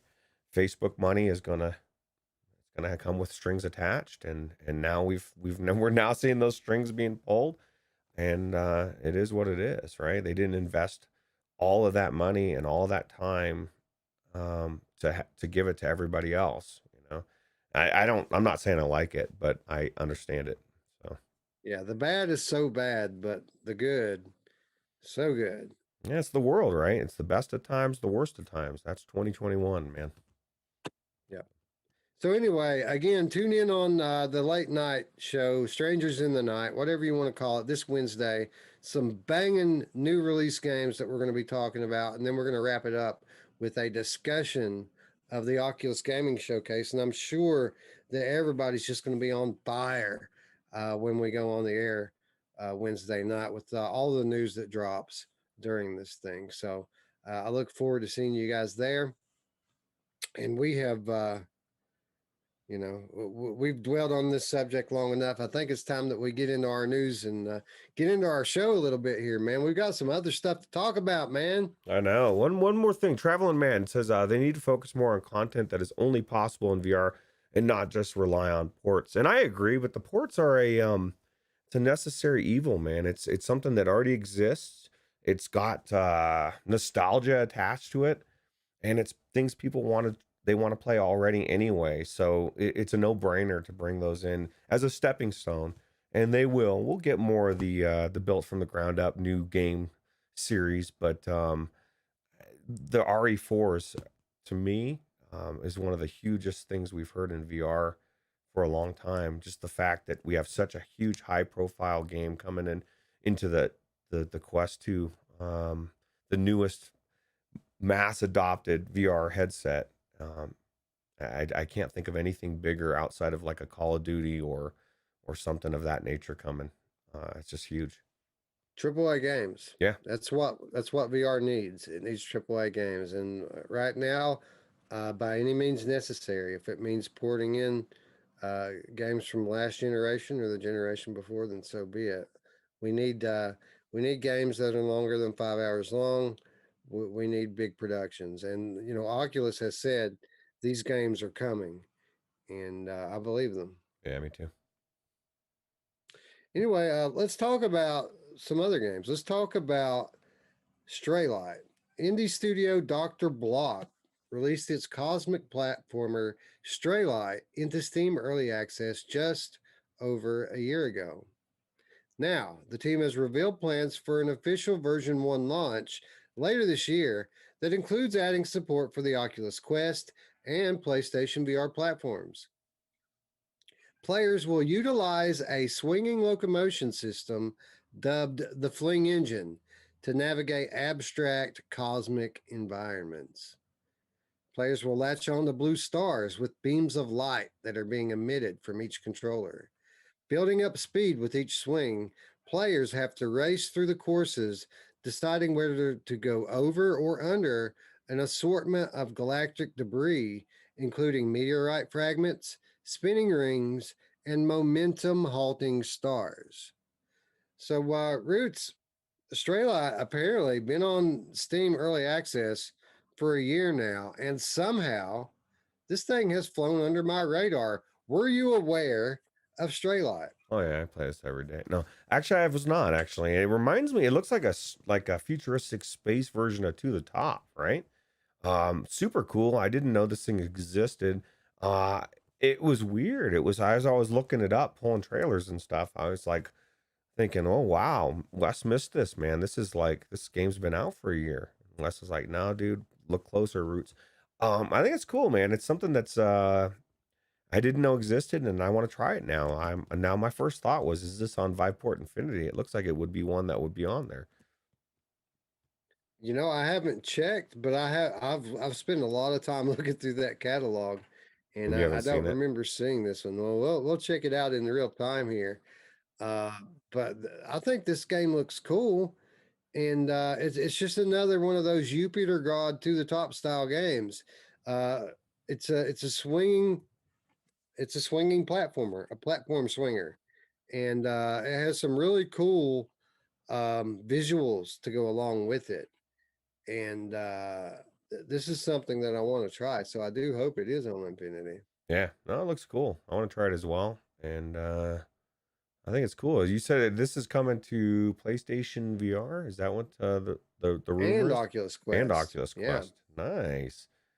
Yeah, how cool, right? So let it be known now, PCVR community. Download it now and make an image of the file. So when they dumb down the graphics here in three months, you Mm. won't have to you won't have to be stuck playing the slightly lesser version that all of the rest of us are playing. Yeah, I doubt that's gonna happen. I'm pretty sure looks pretty. Doesn't look too graphically intense, but I'm sure the fear There's is some there. pretty stuff to look at in this game, though. Yeah, I didn't know it existed. I think it's cool. Positive reviews on Steam. Diz says. Yeah, yeah. No stray light on Viveport, but this is a perfect candidate to a name to pass along to my dude Alex. If you're watching, this might be one to pick up. It looks cool, Yeah, and it just looks fun. It looks like it's fun to play and pretty to look at. yeah, absolutely. All right, let's see here. It says Dr. Block is going to be adding plenty of new content to version 1.0. There will be hidden collectible cubes which can unlock hard mode galaxies, a full set of achievements, and global leaderboards which track overall time, number of grapples, and more. So they say they're unlocking hard mode galaxies. One of the things when I was reading up on this game, Roots, one of the things people say about it when they're trying to describe it, it's not easy. This is a hard game. It's not like just happy go lucky swing time. This is a difficult game. It takes repetition and practice to get good at it, which is great. It's what you want from one of these type of platforming games, right? Yeah, absolutely. Although I would submit that I think I would rock it without trying it. I think I'm gonna own this thing. Watch me get in there and suck. Hmm. Oh man, what time is it? Quote time. It is quote time. We have a quote here from Daniel Seary, co-founder of Dr. Block. And I quote, "We want players to find an incredible feeling of flow in Stray Light, which starts by solving how to do totally comfortable movement in VR. VR is all about total immersion, and Stray Light unlocks it, allowing as many people as possible to feel the thrill of propelling through space and attempt the hardcore platforming challenges waiting among the stars." So, hardcore platforming Roots. I'm all for it. Yeah. Well, hopefully no one complains and they dumb it down a little bit. Like some of the other games. Yeah, I think it looks cool. It looks different. And I think we should definitely check it out if we get access to it. Yeah, I'm going to quit throwing shade at VMVR. By the way, they've made in the end they made the right decision, Roots, and they're not changing the game. Any changes that they're making are going to be optional. And get this, they had announced that they were going to release it as a flat game as well. They're releasing an entire different version flat. Like it's going to be a completely different game. You're going to have to buy that version if you want to play that game because they're not going to water down the VR version so that they can make it a flat game. Good for them, dude. Well, I just went up a couple notches in my book, even though it was already up there. So that's cool. Yeah, still one of the best games in VR. One of those games that I was talking about earlier when I'm like, how can I play Star Wars when I've got all these new titles to that suck me in, Vin being one of them. Swarm and Crashland are just so addictive, bro. Like Swarm, I can't stop, and people keep throwing out their scores and shade to me, bro. I in In depth, Death Unchained, just the same, man. yeah, yeah. All of those games, right? They're just so good. Yeah, man. And if the arcade style titles are this good, just imagine how good our our proper story based campaign titles are going to be this year. It's going to be nuts. Yeah, yeah, that's true, man. Absolutely. Dr. Block plans to release Straylight out of Steam Early Access for PC VR headsets in Q3 2021, coinciding with the release of the Oculus Quest and PlayStation VR versions. So there you have it, hard to get. Uh, Q3 2021, that means PSVR 1. So, and I think so. I mean, this doesn't look like anything that PlayStation 4 couldn't handle. No, absolutely. Straylight trailer says there's also a demo, is what Hussein X says. So look for the Oh, demo. Yeah, free there you demo go, out man. now. I love free stuff, Roots. Yeah, free stuff and killer deals, dude. Yeah, there's a whole channel, Ben Plays VR. It's called, and what that channel is basically known for is highlighting free stuff. And he'll have his videos typically will be something like five free games, free VR games, or something like Hmm. this, and you'll get in there and watch, and like two of them will be demos. Oh wow. Diz the Game Cat says life goal: beat Wes on a leaderboard, any leaderboard. That's Although true. there are games out there that I'm a easy mark. You can take me on pistol whip easily, like stuff like Beat Saber, stuff like that. Dude, I've played it once. You know what I mean? You can take me pretty easy on that stuff. Now you want something challenging? Try to take me in Crashland. Yeah, that's what somebody Radio Run I think it was, or one of the games. He was like somebody was telling me they're like I don't know how he got. I think it was the first 1-1 or 1-2. Like I don't. I tried. I think it was maybe it was Mash. He said I tried to beat his score and I don't know what he did. You only have so much time. I said, well, Wes was shooting all those things, the extra points. He wasn't using them for extra bullet. I mean, he was squeezing out every fucking point he could get. I'm pretty sure they're not going to Well, beat you.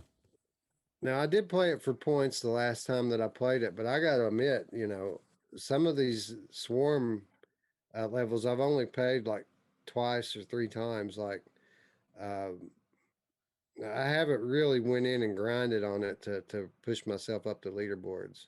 So if somebody's saying that about something I did in Swarm, then I think it was then they Crashland, just oh but yeah, well Crashland, yeah for sure. I put some time into getting up there on Crashland, so and thought. And that's the cool thing about that game is even though it's a wave-based arcade style game, there's strategy involved with it. And how you configure your perks makes all the difference, whether or not you're trying to progress or move your way up the leaderboard. Um, there are things that you can do. that's true. Yeah, I didn't even think about that. That's why the game is so great, is with those perks and that system. Yeah, it's amazing. All right. Ice Vogel says, I don't see the demo on the Quest store. It is not out on Quest yet. Uh, this game is coming to Quest in Q3. The demo would be on Steam. Yeah, yeah, because it's been out for what, a year. Yeah, So a year in early access. All right, let's move on, Roots, to a game that I've been aware of for quite some time. This week, a new mod release for indie co op horror shooter GTFO, which features full native VR support, including motion controllers and crossplay with non VR. GTFO is the kind of game you really need a full group of people to get the most out of it, similar to Phasmophobia except with a lot more guns and a lot more violence. It's also extremely difficult and requires real coordination to succeed. Roots, I've been aware of this game for a long time. There was a guy that I work with, one of my friends at work, that played this game and just raved about it and told me if this game ever came to VR, that it would be amazing. And at that time, I knew they were working on a mod for VR because I had seen some footage of people playing it on Twitch rather. But the day has come, Roots. the mod is finished and it's full VR support for this one. And from what I understand, this game is a friggin' nightmare. This game is like Tarkov difficult. Yeah, well, that's what I've heard as well. And it's funny because Phil Yarn was talking about this is just in one of the chats months ago, and he was trying to debate, do I pick this game up?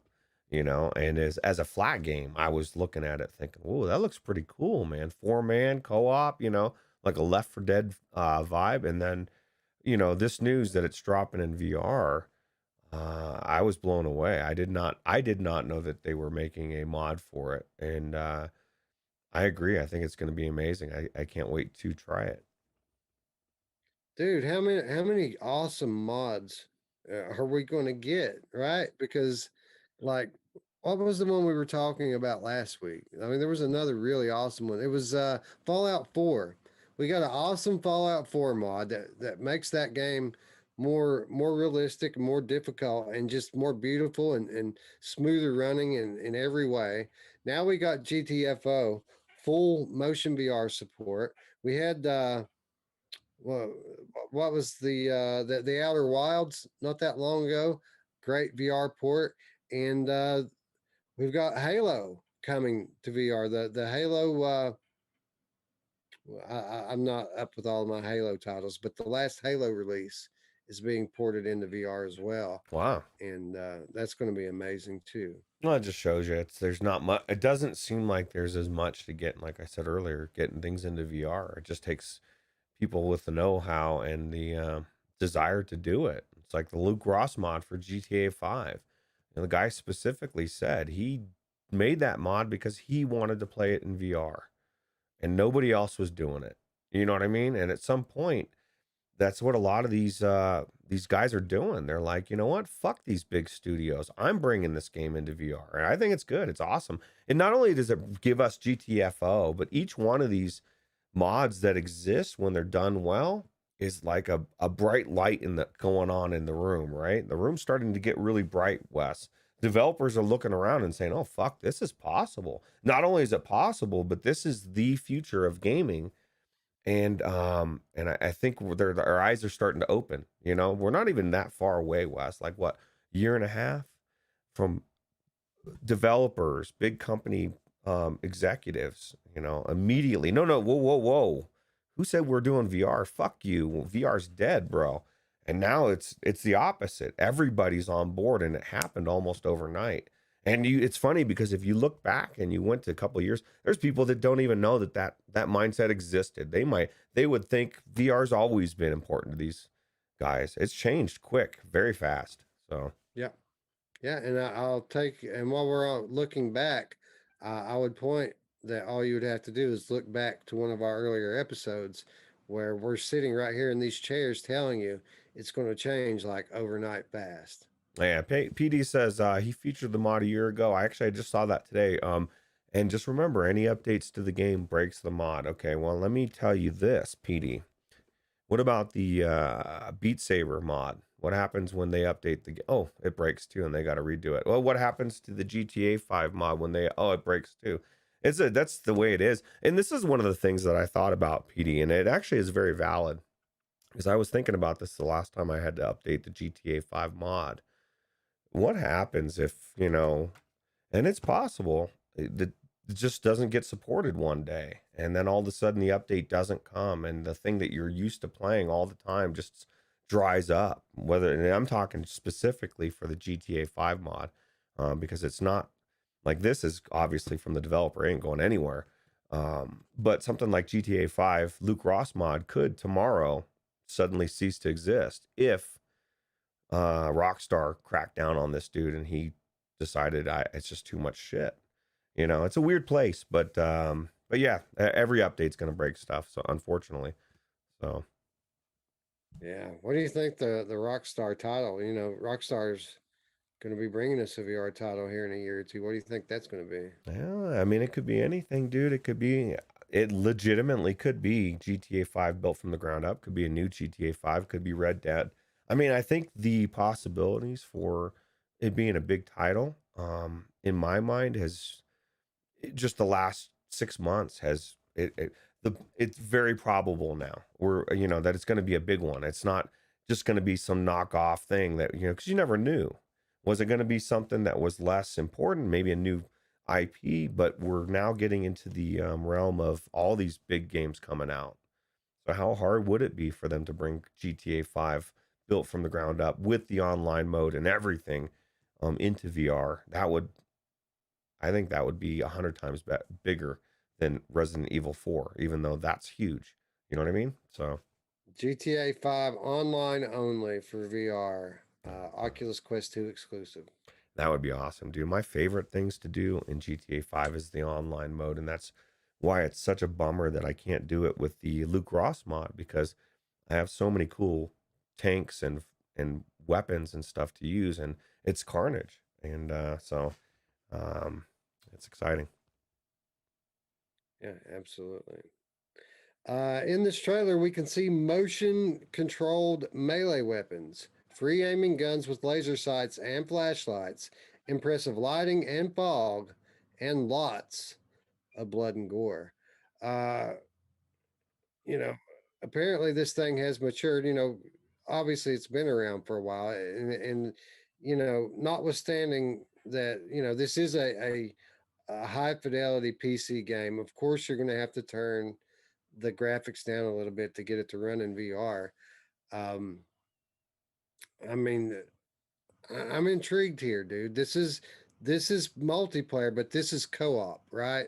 This isn't versus multiplayer. This is co-op. This is you and three of your friends going in, and it's very teamwork oriented. Something like this calls to me more than a game like Phasmophobia ever would, because it's a different genre. Not so, I mean, they're both horror games, but this is a shooter and it's a co op based shooter, and it takes teamwork if you don't want to have your ass handed to you. My friend I was telling you about that played this at work, he said he couldn't progress in it at all. Like he kept trying and trying and trying, but never made any kind of progress in it because it's just that challenging. Wow. And we're going to get to play this in VR. How awesome. Yeah, dude, I agree. Um, it's still in early access on Steam, $35, with a very positive review average after nearly 18,000 user reviews. Yeah, dude. That's definitely I mean, $35, that's not even that expensive really for a game in general. So, definitely will be checking this out myself once they get everything stabilized, I guess. I wonder how something like this stacks up uh, to Propagation VR. Now, notwithstanding that this is a full game and Propagation is a short demo, but I mean, gameplay wise, uh, polish wise, does this feel as natural in VR as a game like that does? Because there's similarities here, right? They're both horror shooters, even though the rule set is somewhat different based on the fact that this is task based, cooperation based gameplay. Um, I'd be interested to see how this would stack up against something like Propagation or some other sort of more recent game that's made for VR. Yeah, Tech wants to know, when can we play this in VR with the mod support? I think it's up now, right? Yeah, yeah, this is available now. Yeah. Yeah, so The off. question is when are we going to get uh, tact suit support for this so that we can have body haptics while we play it? Oh, how crazy would that be, right? Especially if you could like feel one grabbing you, put their hand on your shoulder, turn around. No. Yeah, that's crazy. It looks like it's very fast paced, and that's one of the things that we need in VR zombies. It just needs you need to. Arizona Sunshine was so cool, but the zombies were so slow, and it was like at some point almost not scary to some extent. When something's coming up in your face, flying there, dude, it doesn't. It's totally different. I wonder what the intensity level's like in this. Is this really scary? I know it's a horror game, but is it scary? Uh, Gamertag says it's mega stable in the headset. The social screen, not so much. So as long as you're not creating content, then you're good to go with this one. Nice. Okay. Yeah. So I might have to get the boys, the strangers in the night crew together to play this. We're always looking for a 4 or 5 man game type of thing. Kind of like our gauntlet stuff that we did. So Yeah. Yeah. Well, I'm down. I'm down for this one. I do think that I have seen it on sale. Maybe not directly on Steam, but maybe on one of these other websites. So I'm going to keep my eye out for this one. See if we can maybe catch a deal on it. And if I'm able to find it, of course, I'll share it with all of you, not only here on the show, but in the Discord. Link in the description below. I'll share it on the Discord if I can find this game at a lower, more reasonable price. yeah, absolutely. All right, and that brings us to our final news item of the week, Wanderer. Last week we discussed PSVR Without Parole's reveal of Wanderer, a time traveling adventure game in development by Oddboy and M Theory. Since then, more details about the game have been revealed, along with an impressive announcement trailer. Players will assume the role of Asher Norman, who finds himself in an alternate apocalyptic timeline Hmm. in search for his grandfather's lost apartment and the mysterious artifact hidden within. Wanderer blends escape room style puzzles and hands on action sequences that will see you bring together objects and events from various time periods in sometimes unlikely and inventive ways. And I've got a kind of description here from the developer. It says, uncover traitors in the dying days of an arms race as you crack codes during World War II. Prepare intricate machinery along frenzied inventor Nikola Tesla as you prepare his world power machine. Take the stage in 1969 and give the performance of a lifetime to unite a generation. Defend a king and civilization from what seems to be an inevitable downfall in the 1500s. Hmm. Accompanied by a cinematic score, Wanderer captures and intricately weaves the sounds of these environments with the story as it unfolds. Uh, Roots, we've mentioned it a few times on this channel that we have these amazing uh, machines that we put on our face that create magic, literal magic. You can do anything you want in these headsets. And we've always kind of felt that time travel is something that's underutilized in these games. There's not enough legit good time traveling games, and the ones that there are, I mean, are just set pieces, right? Like it'll take you back to a certain period.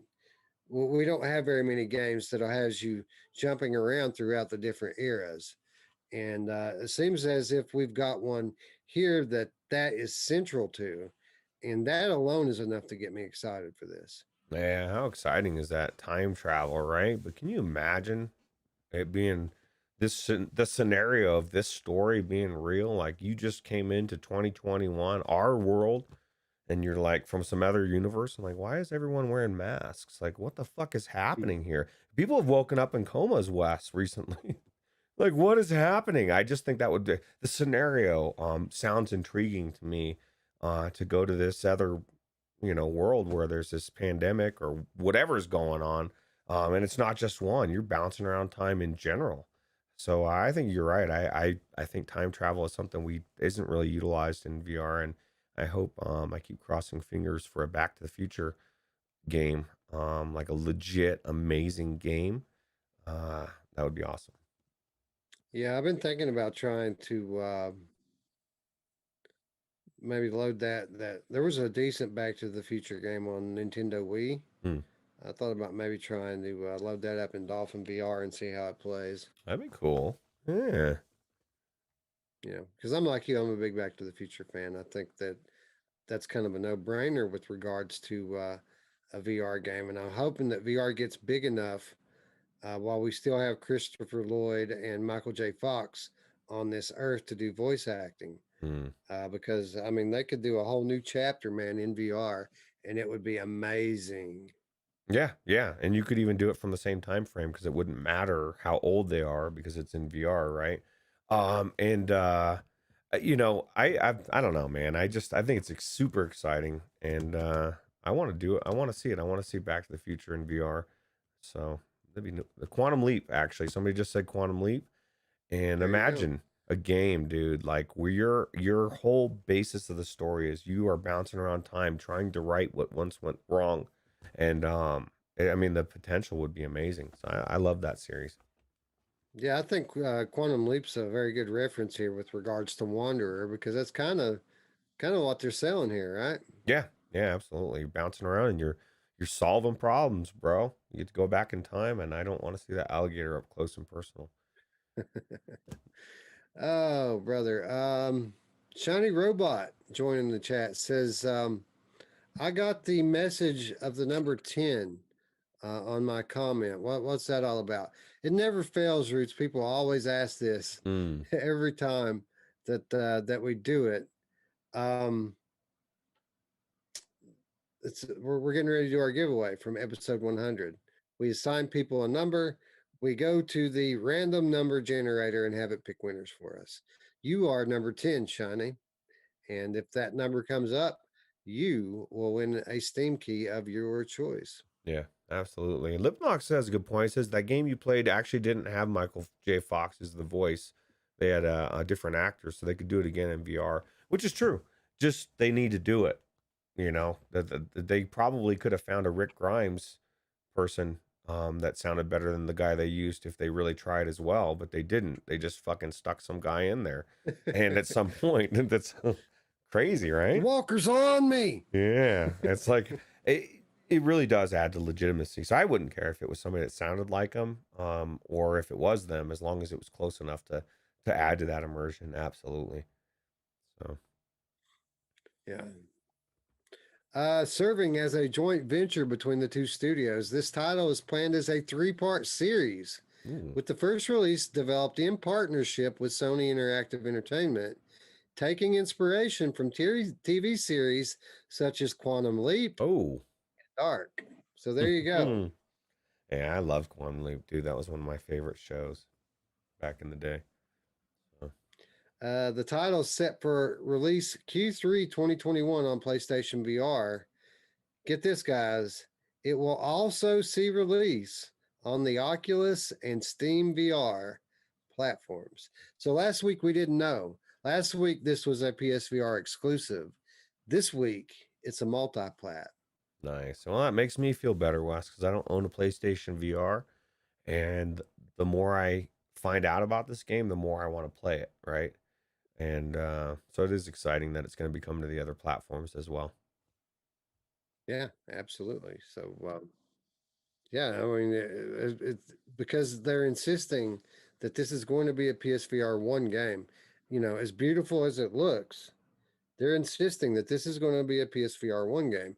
So it's somewhat comforting to know that there is going to be a PC version of it. So there will be no limitations with regards to just how beautiful the game actually is. It's not going to be um, limited in any way. We're going to get a proper PC version of it. Yeah. Cool. Traveling Man says Christopher Lloyd is a badass and nobody. Christopher Lloyd is one of the best actors of our time. He really is. And if you guys want to hear what some good voice work from him, check out an animated series called Over the Garden Wall. Uh, it's very good, and it's got not only him, but it's also got Frodo from the Lord of the Rings. What's his name? Noah, or wait, No, Elijah Wood. Elijah Wood. Yeah, it's got Elijah Wood and Christopher Lloyd in it. It's very good. Nice. Over the Garden Wall. Okay. I'd have to check that out. Yep. Anyway, that's going to wrap up our news and bring us into our weekly reminders. And this week we're going to kick it off with some reminders about what's out this week, Roots. We've got some legit stuff out this week. We mentioned it earlier. Mask Maker is coming from Inner Space VR. This title's coming to Oculus Link, Steam VR, and PlayStation VR, and it will be released on 420. Oh wow, this looks like a good 420 game. It looks really cool, man. I enjoyed their other game, and it looks unique. So I have to check it out. Very, very unique. I think that all of the things that Fisherman's Tale is known for, I think that this game is going to expand upon. I think that uniqueness that you got with Fisherman's Tale, I think that this is going to be on a much grander scale in this game, and I look forward to talking about it this Wednesday on the Late Night Show. Yeah, absolutely. Um, Jupiter God, sneaky peeky. Mm-hmm. Coming from Game Dust to Oculus Link and Steam VR on April 21st, the day after. So this is the Ubergrad demo version, but it's not just a cut of the game like a typical demo. Oh, no, friends. This is, it brings you the tutorial level from the game proper, which is cool. It's a fun tutorial. It's actually not crappy. It's fun. But beyond that, I think they said there's something like what 10 new time attack runs in this. But there's yeah, you said there was time trial. I was reading somebody's comment. You said there's time travels in the in this mode. The time attack levels. Okay, I haven't. You know what I'm talking about? Yeah, The speed runs yeah, in Upergrad. yeah. I have not tried those yet. I think that there's 10 new levels coming to Sneaky Oh Peeky. wow, So yeah, that's good. Yeah, so then that's to that's to the demo. I think so. Yeah. Wow, dude. Well, I'll tell you what. Now, I can't imagine. This is right off the top. I guess I probably should fact check myself because I don't want to. Someone else will. Well, it.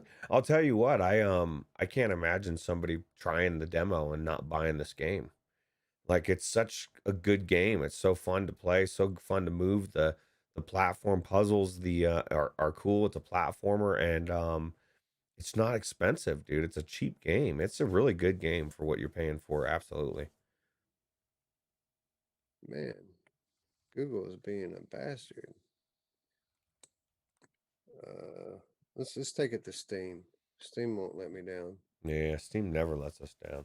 Well, one thing about I'm surprised about Google because it's a completely benevolent, non-evil company. Right. Yeah, that's one of the worst ones out there. But we use it every day. We can't get around it. All right, so Peter Grod, sneaky peeky. So Traveling Man says supposed to have tutorial and a few time attacks. So either way, like I said, it's definitely it's a no-brainer to me. This is a game that I can't imagine somebody trying and not wanting to buy it. Three time attack levels, not 10, 3. Okay, well, 3 is good. Either way, dude, it's a good way to try this game, see if you like it, and if you like it, then pick it up. Definitely worth the cost of admission. Well, And I got a better idea, Roots. You know, our episode 100 giveaway that we're about to announce winners to is typical. It's a typical giveaway for us because most of the titles, if not all of them, are Steam keys. Mm. But our next giveaway that we were alluding to earlier is going to be just the opposite. You're going to have your choice of a Oculus key or a PlayStation key. And the game that we're giving away is Jupitergrad. So we've got a bunch of Jupitergrad to give away. We've got some Oculus keys to give away. We've got some PlayStation VR keys to give away. If you want to know how you can win, tune in this Wednesday to the late night show, and we will give you details on how to win a copy of Jupitergrad either on Oculus or on PlayStation. Wow, what an amazing game to win! And Mepper has a great comment there. Jupiter Grod is on Viveport Infinity. So if you don't own the game, you do own Viveport Infinity. You could be playing Jupiter Grodding it up right now. And this is definitely one of the best games that I played last year.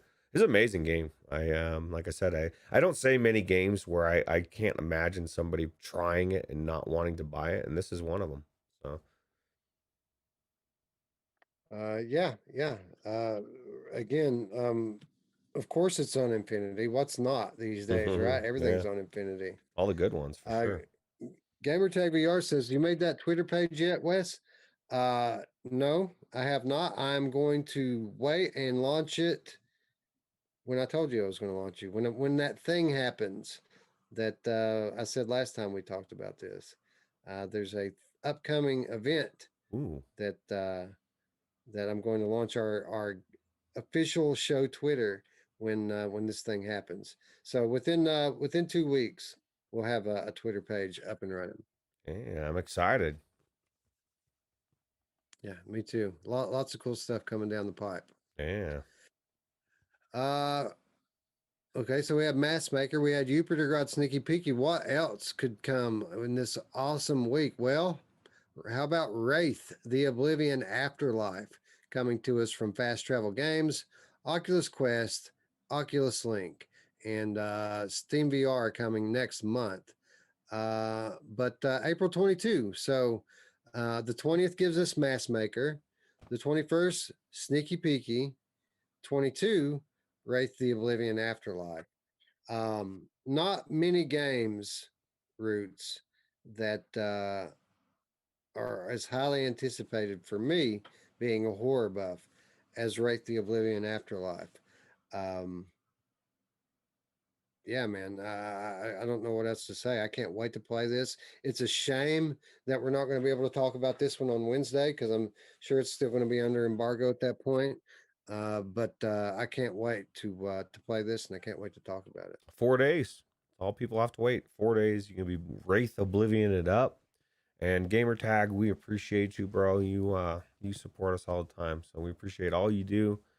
And Techno Glitch, there is no Virtual Strangers Facebook page. I don't know why. It may exist at some point. It may not. I don't know. It's one of those things. I've thought about even starting a D Live page because in case YouTube gets weird. Uh, but who knows, man? We're entering uncharted territory. But what I do know is Virtual Strangers is, we're stretching out our tentacles and we're grabbing onto stuff and we're gonna be pulling it in, all of you. So Yeah, yeah. Gamertech says the embargo is the release. Yeah, that tends to be the case. And I forgot that he's had this game for a while, right? He's had it for like a month. yeah, we should be soon, I would imagine. Yeah, I'm going to marathon this thing, dude. Like, well, we might actually do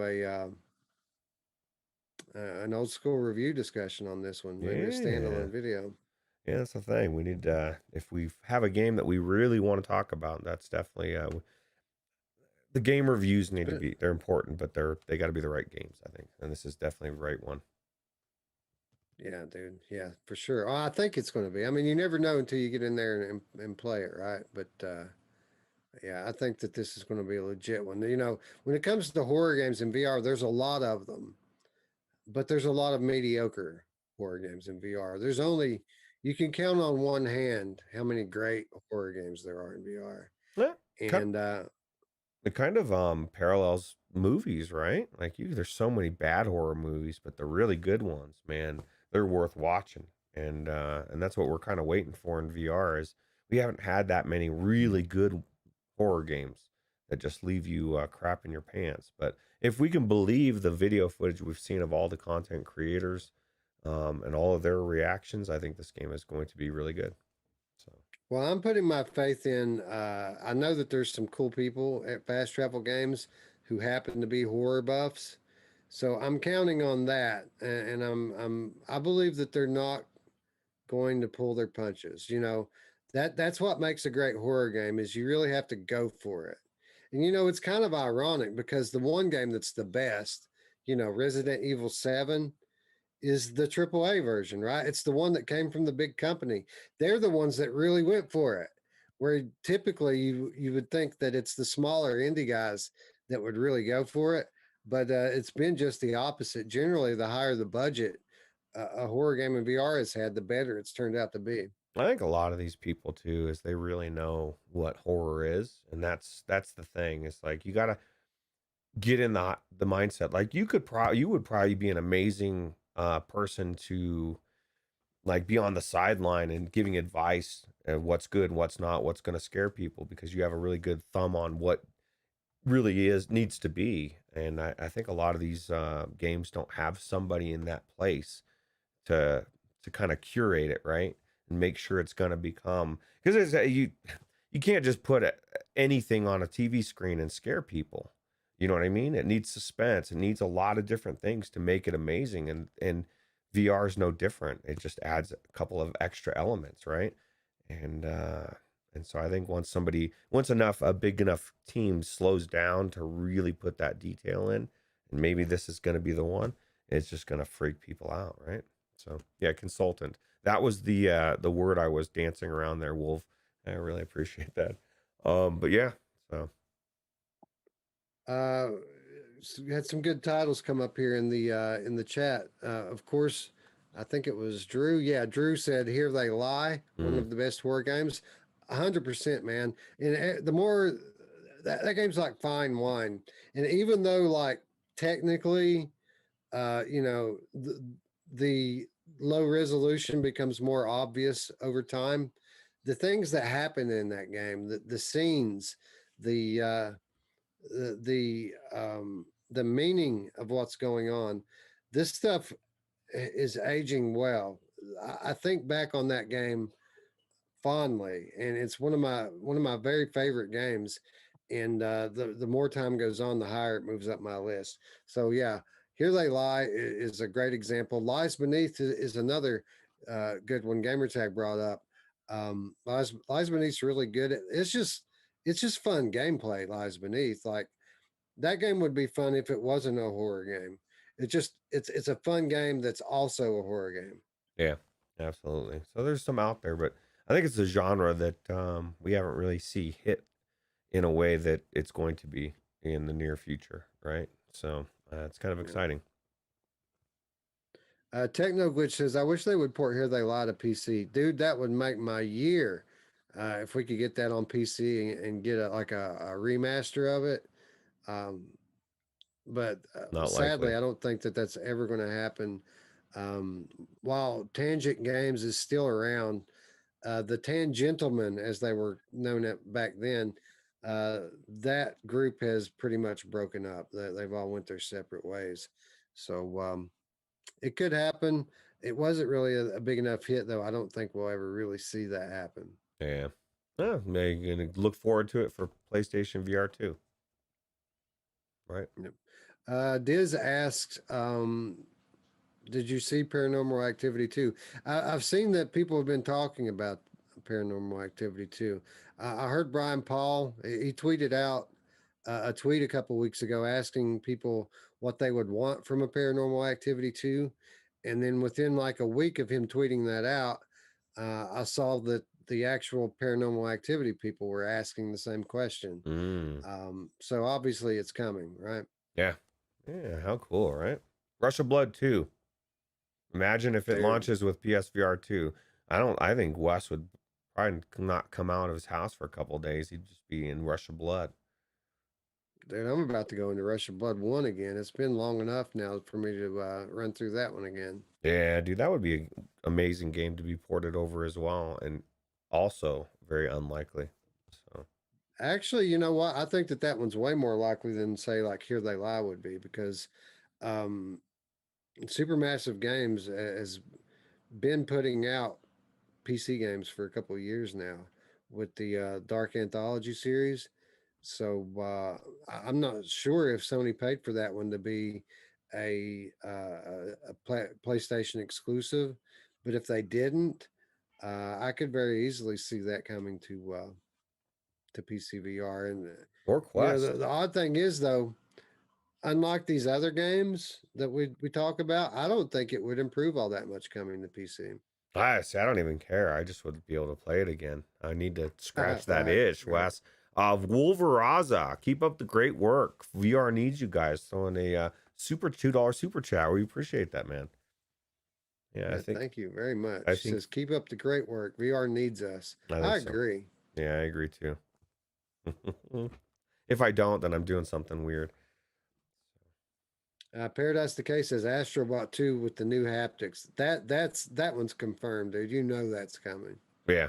Yeah, that's true. It's got to be. There's no reason not to. And it'll be exciting, right? I would love to. Yeah, Can you they a Donkey Kong Country, dude, in VR would be amazing, or something. Or I just always think of those minecart levels, man. I want more of that stuff. Techno says Russia Blood with the y'all. Yeah. Now you're talking. Yeah, that would be crazy fun, dude. Um I lost my spot here. I was going to say something. It doesn't matter.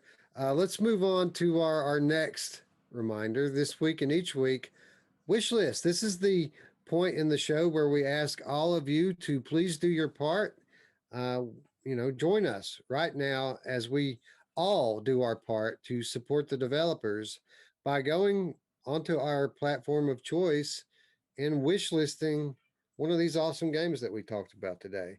It helps the developers not only to raise their profile on the storefront, but it also helps them to gauge interest from the community. And, anytime you see any kind of an advertisement or social media post from these developers, they always say, please wishlist our game. There's a reason they do that. It's because it's a big deal. It's important for them. And maybe we don't have a bunch of money right now to go out and buy every game, but we can click, right? We can give them our clicks. So please join us right now as we go and do that. Let's go wish list a game or two. And not only that, I know this isn't a popular thought process, but it's not always about other people. Sometimes it's about us. Oh, wait, it's supposed to be the opposite. But you actually do benefit from this because I can't tell you how many times, Wes, uh, it's gone on sale. I didn't even know it was on sale. Or before I started wish listing stuff, you see it was on sale yesterday. And I'm like, fuck, man, I missed it. You will get an email. It will tell you, look, dude, this is on sale, bro. And you can't get that email if you don't wish list it. So There you go. So there's some perfectly good self-serving reasons to go in and do this. So it's not just all about the developers. yeah, it's not all about the developers. Sometimes it's about us too. So it's usually always All right. about us, but So you know what I'm going to wish list this week, Roots? I think I'm going to wish list GTFO that's exactly what I because was doing. because that's a $35 game. If it goes on sale, I want to know about it. Yeah, I was kind of looking at some of the game keys, and if you're quick enough, you might be able to get because this game's been out for 4 years. I guarantee there's game keys out there. But the fact that Yeah. they just announced that there's a VR mod, I would expect those keys to disappear quickly, and then who knows. So Yeah. Again, we'll keep our eyes open and just keep your eyes on the Discord, and we're gonna find a deal on it sooner or later, and I'll be sure to share it with all of you. yeah, absolutely, and that's the closest thing you're gonna get to Left 4 Dead 2 or After the Fall at the moment. There you go. So be sure to let us know in the comments down below, what did you wish list this week? Maybe we should start using the wish list comments for our giveaways, Roots, because Yeah, occasionally we'll get one, but for the most part, people don't tell us what they wish list. Um, they'll tell us when they buy stuff, but they don't tell us what they wish list. But that'd be a good way to just give away some keys, right? Somebody say, I wish listed this game. We're like, well, guess what? You own it. Take it yeah. off your wish list. Well, and you just heard it here, like Wes just said. Make sure you let us know in the comments what game did you wish list. We want to know, and it also helps the algorithms. So do it. All right, Roots. Now we come to everybody's favorite reminder, free stuff and killer deals. Hey, you know And who's here for some killer deals today that usually hasn't came since the 2020 show. She is Oh, excited, dude. She's ready. Oprah. Oprah's You here, guys know bro. when you see Oprah, it's time, bro. All Yeah. right, so just a quick refresher here what we're doing. This is we're going to announce the winners from our 100th episode giveaway. Now, all of these the way this is going to work, we've chosen two winners from the audio podcast, and then we're going to choose three winners from the comments on that video, and they're going to be ranked first place, second place, third, fourth, and fifth. And we didn't put a game specification on this. We're giving you your pick.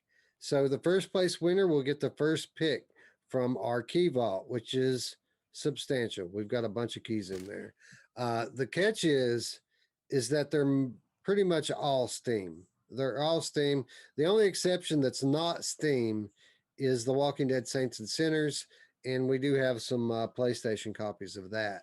So if you're a PSVR gamer and you don't have that, you're not just shit out of luck. We got something for you.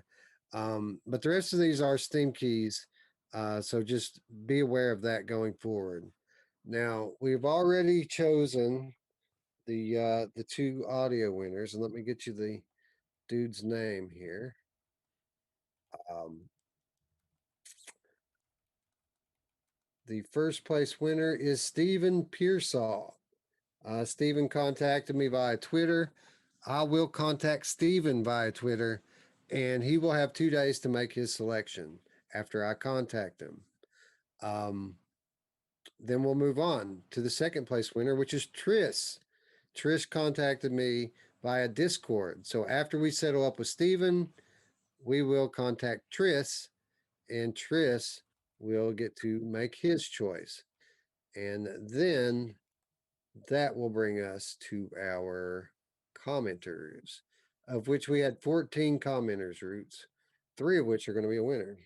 Nice. Delirium Drew says his family is nonstop distractions for VR. He missed the last 10 minutes of the show, and I told him you know, maybe need to get a new family. You know, at some point, if something's interfering with your VR, cut it loose, bro.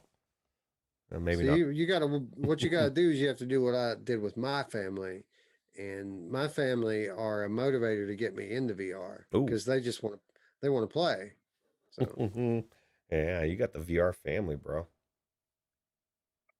like, I played VR with my daughter twice last week, and that was before I even got this new Quest. I just got it yesterday, and like she's been asking me since I got it to get back in and let's play, because now instead of having like two things we can play, I've got like 20. Right, I've got 20 multiplayer games on my Quest library now that I have two Quests. This is the cool thing about having two Quests, is you can game share the same way you game share on Sony. So like one of the headsets, uh everyone who has an account on it, up to four different people, can access the games. And then on the other headset, I can access them. So we only need to have one copy of the game for both of us to play. So now Cool. all of a sudden, I have all of these games that we can play together because I have two headsets. Nice. Are you gonna try Carly and the Reaper band together? 100%, Hell dude. yeah, 100%. dude. That's awesome, Yeah. bro. Here's the cool thing, you guys, about the Carly and the Reaper Man. Um, Two Quest players can play together. I already mentioned that.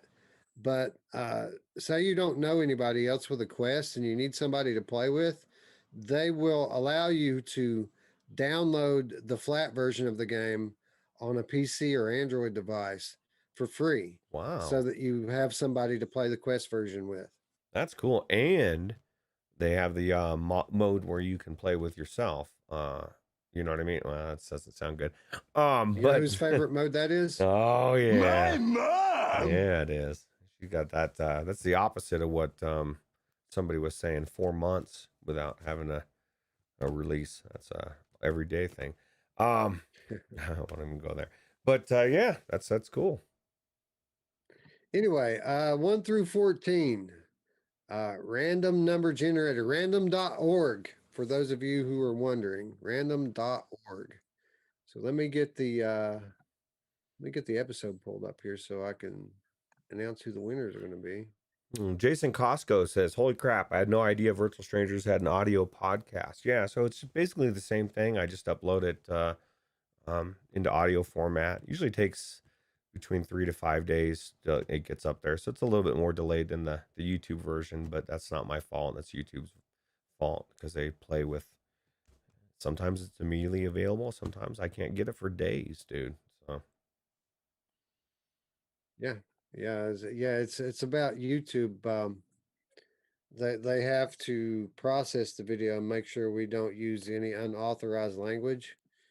And after we pass the test, then we can download the file and upload it to the audio podcast. yeah, we'd have to really try hard to go against the algorithms because our show has nothing to do with what they don't want talked about. So we're good. We're Right. safe, Wes. We're safe as long as we stay within the confines of the parameters of the show. Just keep it about games, bro. That's Just keep right. it about games. Yep. Don't talk about the tyranny, and everything will be all right. Yeah, you're good, dude. Well, it's easy to do because let's be honest, I get enough of it everywhere else. I kind of want this to be my safe space of gaming. You know. So Shiny Okay, Robot so says let's lucky see number here. 10. I'm assuming you got a 10 next to your name, Shiny. Yeah, Shiny's number 10. So 1, 2, 4. I guess we can find the number after we draw. I don't have to pull them all up.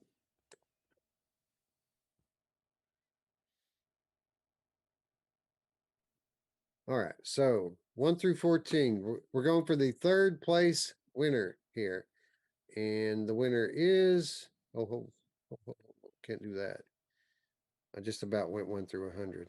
Oh, wow. 1 You through 14. get some people that aren't even in it. The winner is number 7. Lucky number 7 is the third place winner. So let's scroll on down here and see if we can figure out who that is. Yeah, Oprah's a little jittery today. I think she drank a lot of coffee. If you really pay too much close attention to what she's doing, it will make you feel a little weird. I try not to look directly into Oprah's eyes. Kind of Now, commenters, it's going to be your responsibility to um, contact me on like Discord. If you're not Chris already on our Discord, you have to join it so that I can contact you. Chris Richardson says, "Do it. I'm late. Come on, man. Wes, get to it, bro." Mepper is the third place winner. Congratulations, Mark. You will have your choice. Yeah, After the audio guys get their choice, you'll have your choice. that's right. All right. The next winner is number 2. Number 2 is the fourth place winner, and number 2 is Mikey77PL. Ooh. So congratulations, Mikey. Be sure to scroll down to the description below, join our Discord so that you can claim your prize. And if you don't win one of these three, keep a good heart because inevitably somebody probably won't claim it. It'll be sad. I know Mark will because he's already in here saying, Well, whether they do or they don't, we're going to give away a butt ton of Jupiter rod next week. "Oh, that's true. That's true." So you guys just be sure to tune in Wednesday to learn how to enter that one. Yeah. All right, and the third and final winner from the comments, number 4, and that would It's me. be Grim Gnarly. Congratulations, Grim Gnarly. You are the 5th place winner. So after all these people choose, there's still going to be plenty of awesome games left. But believe you me, we've got a collection in there now, especially with this recent Humble Bundle Bundle.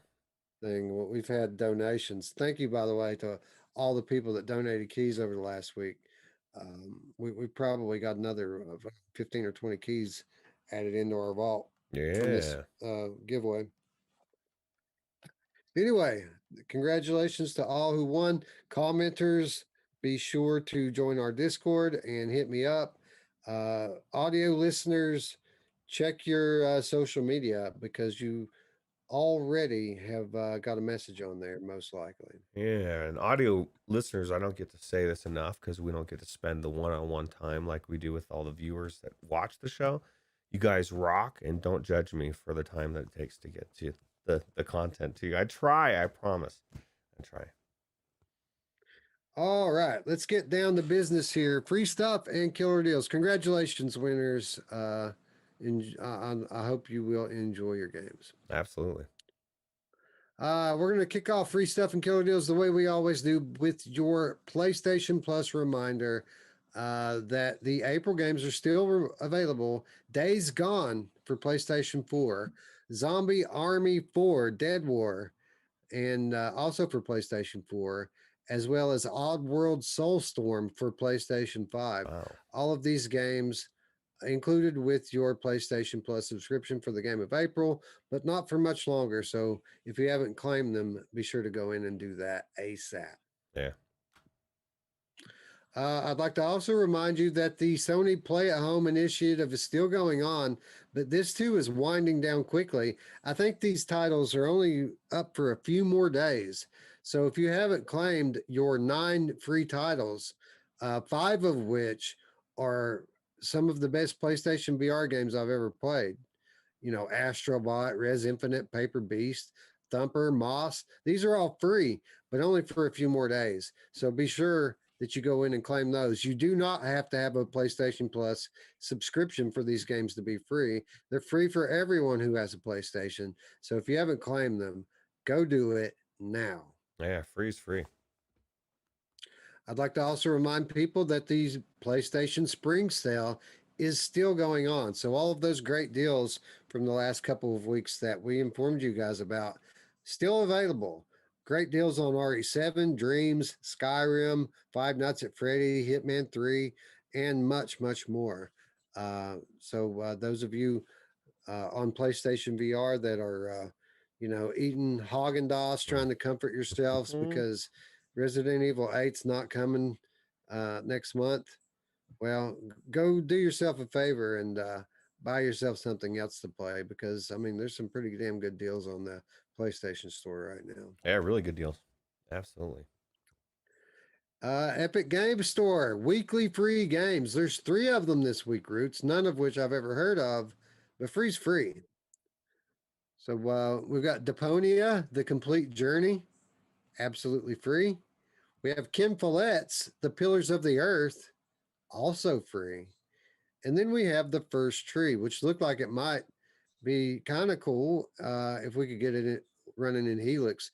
It was the type of game that had some 3D effect going on with. So, Yeah, 3 games. That's awesome. yep, Next week's the good 3. one, right? Next week, there's a very good one coming up. So you're not going to want to miss it. If you haven't signed up for Epic Game Store yet, you're going to want to do it now.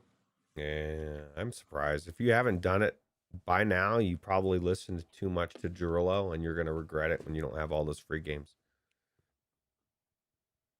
I agree, 100%. That brings us to the Oculus Quest store. Today's daily deal. Keep talking and nobody explodes. Roots, $12 for a fairly well-known Quest game. That's not bad. Yeah, this is actually a really good game. I need to get into this. I don't know that I've ever played it, but I do own it. Yeah, it reviewed fairly well. I have not played it, but I know that people like this game. And $12 for a Quest game is something you don't see every day. I heard it's a good way to get married couples fighting. Yeah, yeah. Shiny Robot asking the question, what's next week? Well, since you asked, Shiny Robot, next week, Epic Game Store is giving away Alien Isolation, Yeah, which can be played in VR with minimal tweaking.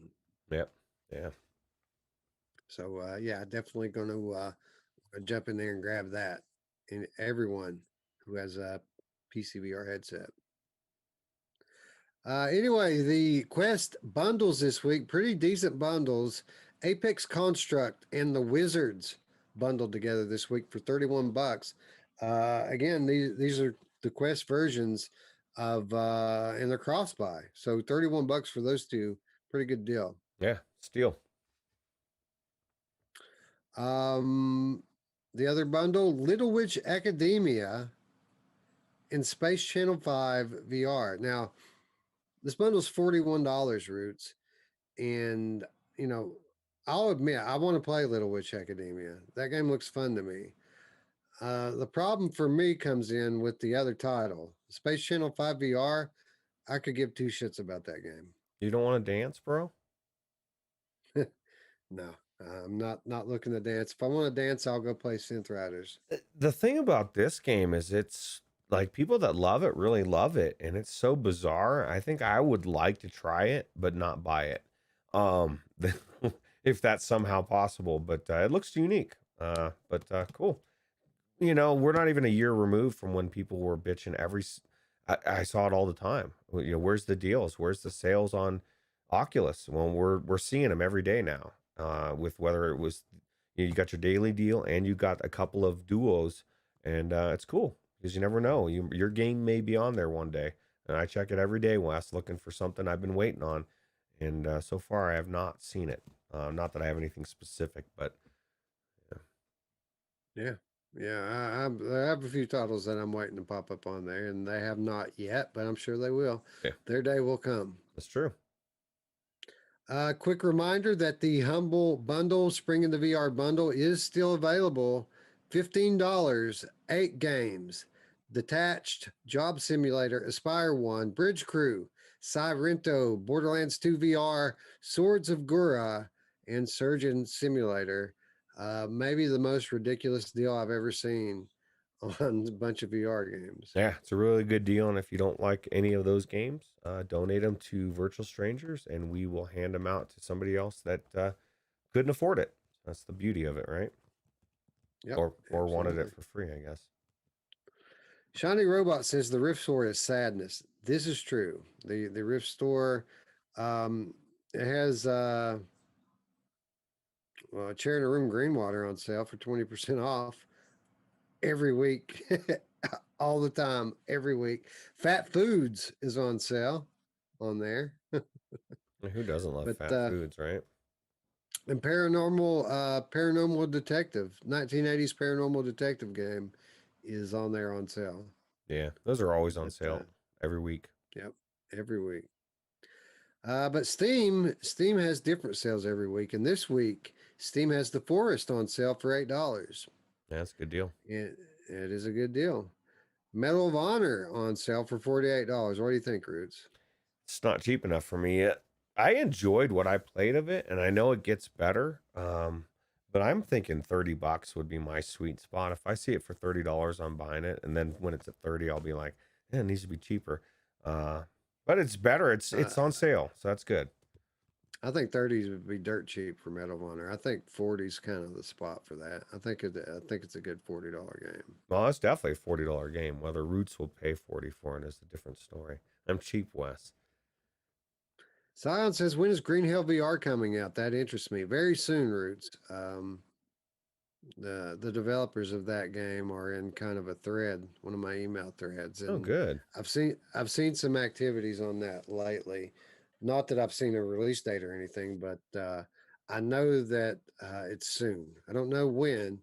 I know it's coming out fairly soon. Oh, So good. Well, that looks pretty I would good. say I'd say by summertime we'll see that one. I agree with Scion. It looks like the forest, but with a little bit more to it.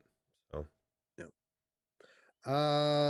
Into the Radius, $21. Not bad. yeah, that's a good deal. Definitely full fledged game now, right?